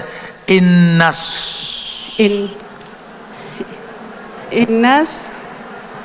solati wa nusuki wa mahyaya wa mamati lillahi rabbil alamin. Ya, artinya apa? Sesungguhnya solatku, inna solati wa Enggak boleh nyontek. Ayo. inna solati, sesungguhnya solatku, wa nusuki, sembelihanku, wa mamati, Mahyaya dulu, baru mati. hidup dan matiku hanya untuk Allah Sahih. Sahih dikasih. Sudah 2 ya? Blok 2. Geser nih blok 3. Semangat dong. Blok 3 sini. Ya, sudah digeser Sister Kru mic-nya. Hadiahnya Kak. Sebentar. Yang hadiah yang lari ke sini. Jangan mic-nya yang lari ke depan, kasihan. Fadol Ustadz. Iya. Ada pula dijelaskan tadi tentang penyebab lemahnya iman itu ketika kita cenderung untuk mengingat masa lalu kan. Ya. Sementara syarat orang yang bertobat itu justru harus bagaimana dengan masa lalunya? Berikan dalilnya. Ada dalilnya, ada dalilnya pendek sekali. Saya. Udah Silakan. dapat mic-nya berdiri. Yang mana orangnya? Oke, di sebelah situ ada kelihatan. Kecenderungan akan masa lalu itu dengan menangisi dosamu dan berusaha Lebih untuk keras tidak mengulanginya bisa? lagi. Sekali lagi, apa? Menangisi doa dan bersungguh-sungguh untuk tidak mengulanginya lagi. Quran surat An-Nur ayat 31. Poinnya ketika kecenderungan kepada apa yang telah berlalu, Iya. justru ada perintah untuk apa dengan masa lalunya. Tangisi dan tidak taubatan Aywa, nasuh. sahih, betul deh. Sohih dikasih Uhti. Pertanyaan kedua untuk blok 3 Ustadz Fadol. Taib. Apa yang dimaksud dengan minimnya pendidikan mental? Belakang. Yang membuat lemahnya Baju ibadah. abu-abu. Kiri belakang. Kelihatan banget tuh tadi pertama yang lengannya abu-abu. Assalamualaikum. Berdiri. Oh, udah. Sudah. Minim bismillah. Assalamualaikum. Aku Iya. Bismillah. Satu mic aja, yang di depan sudah berdiri, yang silakan. abu-abu duduk lagi. Afwan ya, Iya. ternyata yang depan. Yang mana? Oh, yang depan. Ayo yang megang mic. Tadi ya. Kok duduk lagi? Ya, minimnya pendidikan mental yaitu ketertarikan Al-Quran dengan dirinya dan bagaimana jadi orang yang bertakwa. Tanya, Kumaha Ustadz atau Belum. kumaha? bagaimana jadi orang yang Minimnya pendidikan mental. Bagaimana dia mendidik mental dia? Tar dulu Taske, jangan dikasih ayo. dulu. yang abu-abu menanamkan belajar sunnah. Dengan belajar sunnah akan tahu kalau bid'ah itu sesat. Terus? Dan mengikuti adab dan akhlak orang-orang Arab. Terus? Arab yang jahiliyah saja bisa baik karena mengenal agama. Ya, ada 4 tuh, ada 4. Orang yang dicintai sama Allah pasti akan Allah uji dan Ya, secara umum mengembalikan, betul ya, secara umum. tujuan ibadah. Ada yang bisa kepada lebih Allah. tepat lagi ya? Coba, Fadal. Yang abu-abu. Duduk. Usahanya udah bagus tadi tuh, cuma Berdiri. belum maksimal. Yang udah megang mic berdiri. Bismillahirrahmanirrahim. Yang pertama itu keterikatan Al-Quran dalam dirinya. Oke. Yang kedua belajar sunnah, karena fitnah agama kita ini adalah bid'ah. Betul. Jadi dengan kita mendalami sunnah, kita akan tahu kalau bid'ah itu adalah dolalah. Ya. Yang ketiga mengikuti adab dan akhlaknya orang Arab. Yang keempat mengembalikan fitrah bahwa hidup tercipta untuk Nah, beribadah. ini yang dimaksud, bagus. Masya Allah. Alhamdulillah. Barakallah. Geser baris ke blok keempat terakhir. Yang ini harus lebih semangat. Ya, blok aku semangat. Cia. Fadel, yang susah Ustadz, nggak apa-apa. Oke. Iya, tadi juga ada penyampaian tentang sedikitnya menuntut ilmu. Dan itu sebuah kesalahan. Karena Allah janjikan apa buat orang yang nuntut ilmu di surat apa dalam Al-Quran dan baca ayatnya. Ini hampir sama semua. Turun dulu boleh? Turun dulu boleh? Turun. Gak dihitung yang tangannya di atas. Sesuai hitungan saya, turun dulu tangannya. Turun dulu tangannya yang di belakang masih ada di atas. Turun dulu tangannya. 1, 2, 3, up. Depan. Mata saya sampai sana loh, Nur. Iya. Berdiri. Nanti satu lagi di belakang. Bismillah, surat Al-Mujadilah ayat 11 Ustadz. Allah mengangkat derajat orang yang menuntut ilmu. Ayo, ayatnya bisa dibaca gak? Ya. Ya sudah, oke lah, bagus, nggak masalah. Baik. Oh, sohi dikasih lah ya. Udah sohi Ustadz katanya? Sohi. Sohi. Alhamdulillah. Ya. Sekarang untuk belakang ya. Yang belakang. Pada Ustadz. Iya. Ada kabar tentang ujian buat orang yang beragama yang namanya futur. Bisa gak jelaskan futur itu apa? Sudah. Assalamualaikum. Futur itu lemah. Dia bosan makanya orang tidak boleh terlalu berlebihan dalam berhijrah. Betul bukan? Iya. Bosan istilahnya. Ya sudah, boleh. Sudah boleh. Pertanyaan berikutnya. Udah Tat, ini udah dua-dua, sekarang ini pertanyaan WhatsApp. Oh oke. Iya, oke. Ini yang lain, yang tadi dapat udah dikasih hadiahnya Kak? Udah. Baik. Ini ada pertanyaan WhatsApp yang sudah kami filter Ustadz. Ya. Oke, yang pertama, Assalamualaikum warahmatullahi wabarakatuh. Semoga Ustadz, keluarga dan panitia selalu dalam lindungan Allah dan diberi rahmatnya. Amin. Izin bertanya Ustadz tentang beriman kepada takdir. Jika semua yang kita lakukan merupakan bagian dari takdir Allah Subhanahu wa taala, bagaimana jika saya melakukan suatu keburukan di masa lalu karena kurangnya ilmu dan mengatakan bahwa masa lalu itu adalah takdir untuk saya? Jazakallah khair. Taib, naam. Iya. Keumuman dalil di mana Nabi bersabda, "Innallaha qaddara maqadiral khalaiq qabla yaluqas samawati wal ardi khamsina alfasana." Allah telah tentukan takdir manusia itu sudah lama. Sebelum tercipta langit dan bumi itu 50.000 tahun. Lama sekali. Nah, kita menjalani takdir dan kita nggak bisa memilih takdir, sehingga orang yang merasa punya takdir yang buruk, ya, Allah nggak lihat masa lalunya. Nabi mengatakan al-amal bi khawatimiha, amal tergantung akhirnya. Makanya ketika akalnya berfungsi, maka dia akan menghindari takdir yang buruk menuju takdir yang baik. Ya betul, itu takdir. Karena kita nggak bisa memilih takdir. Seperti Ikrimah, dia nggak bisa pilih takdir punya ayah Abu Jahal. Seperti Khalid bin Walid, dia nggak bisa pilih takdir ayahnya Walid bin Mughirah, musuhnya Rasul kan. Dan banyak cerita seperti itu. Asia, dia nggak bisa pilih takdir suaminya Fir'aun. Ya, tetapi dengan ilmu akalnya berfungsi, dia hindari takdir yang buruk menuju takdir yang baik. Makanya kata Nabi tadi, al-amal bi khawatimiha, amal tergantung akhir bukan awalnya. Wallahu a'lam. Naam. Pertanyaan kedua Ustadz. Assalamualaikum warahmatullahi wabarakatuh. Barakallahu fiik Ustadz. Ana mau bertanya. Iya. Suami Ana Masya Allah bertanggung jawab nafkah lahir dan batin, hanya sangat emosian, high temperamen kayaknya Tat, dan sudah 3 kali taubat tapi kembali ke maksiat hamar.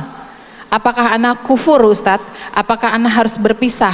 Harap ditanyakan. Oh enggak, itu enggak perlu. Padahal Ustadz. Emang ibu diuji sama suami. Suami lebih diuji sama ibu. Sama-sama saling menguji. Ada doa ibu ke suami, ada doa suami ke ibu. Doa ibu ke suami, hablana min azwazina wa zurriyatina qurrata a'yun.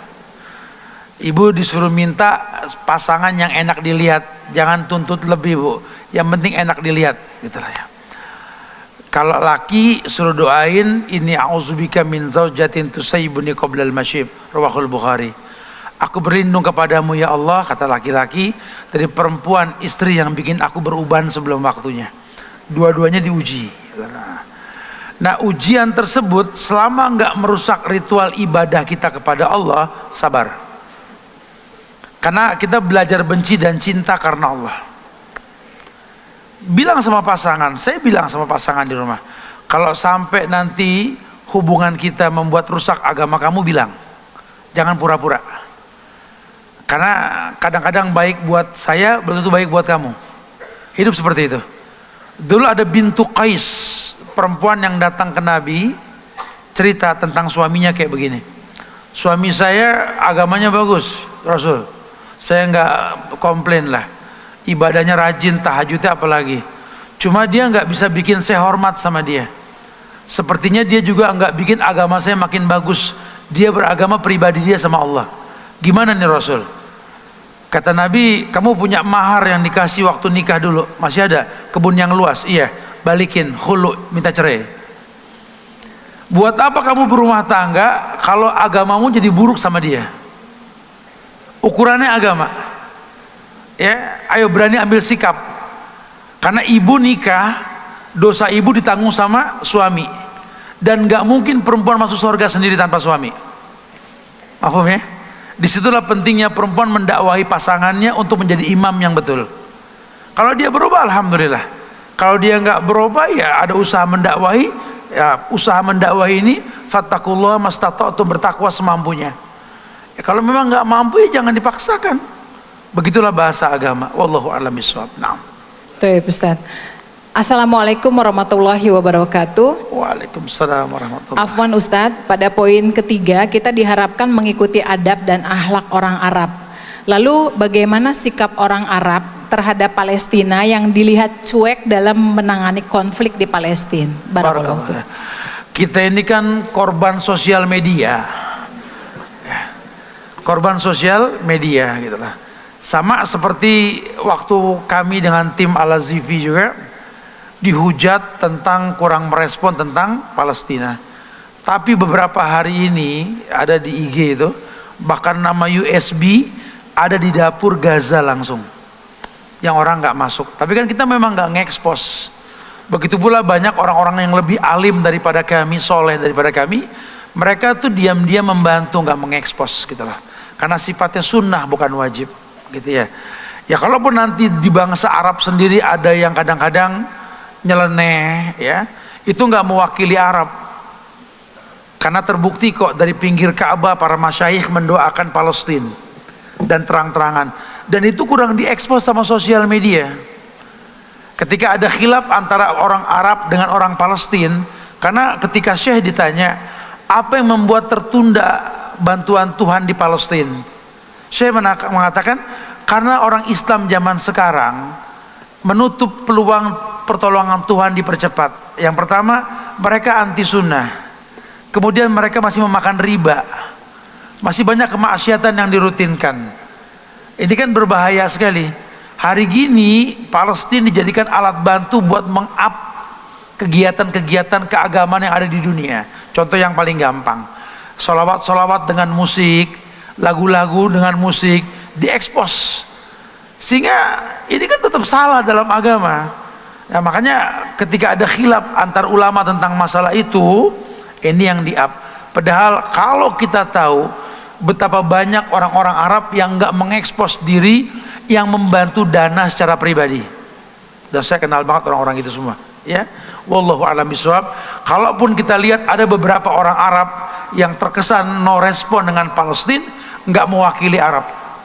Dan kita nggak ngomong Arab secara umum, karena yang dimaksud dengan adab Arab yang oleh Umar Ibnul Khattab dikabarkan, iyyakum wa tana'um wa ziyal ajam.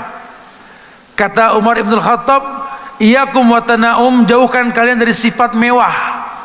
Orang kalau udah mewah, hedon, cenderung mirip sama orang kafir. Wa tana'um wa ziyal ajam, jangan tiru non Arab, karena saat itu Arab megang dunia. Dunia mengakui kemuliaan dunia dengan Arab saat itu, bukan Arab yang kita lihat sekarang. Arab yang di zaman para sahabat, yang adab tentang jilbab, kerudung, laki perempuan ada batasan, apa halal haram diperhatikan. Yang dimaksud ke sana, bangsa Arab itu punya karakter itu. Mereka berpikir memberi bukan mengambil. Wallahu a'lam bishawab. Barakallahu fikum.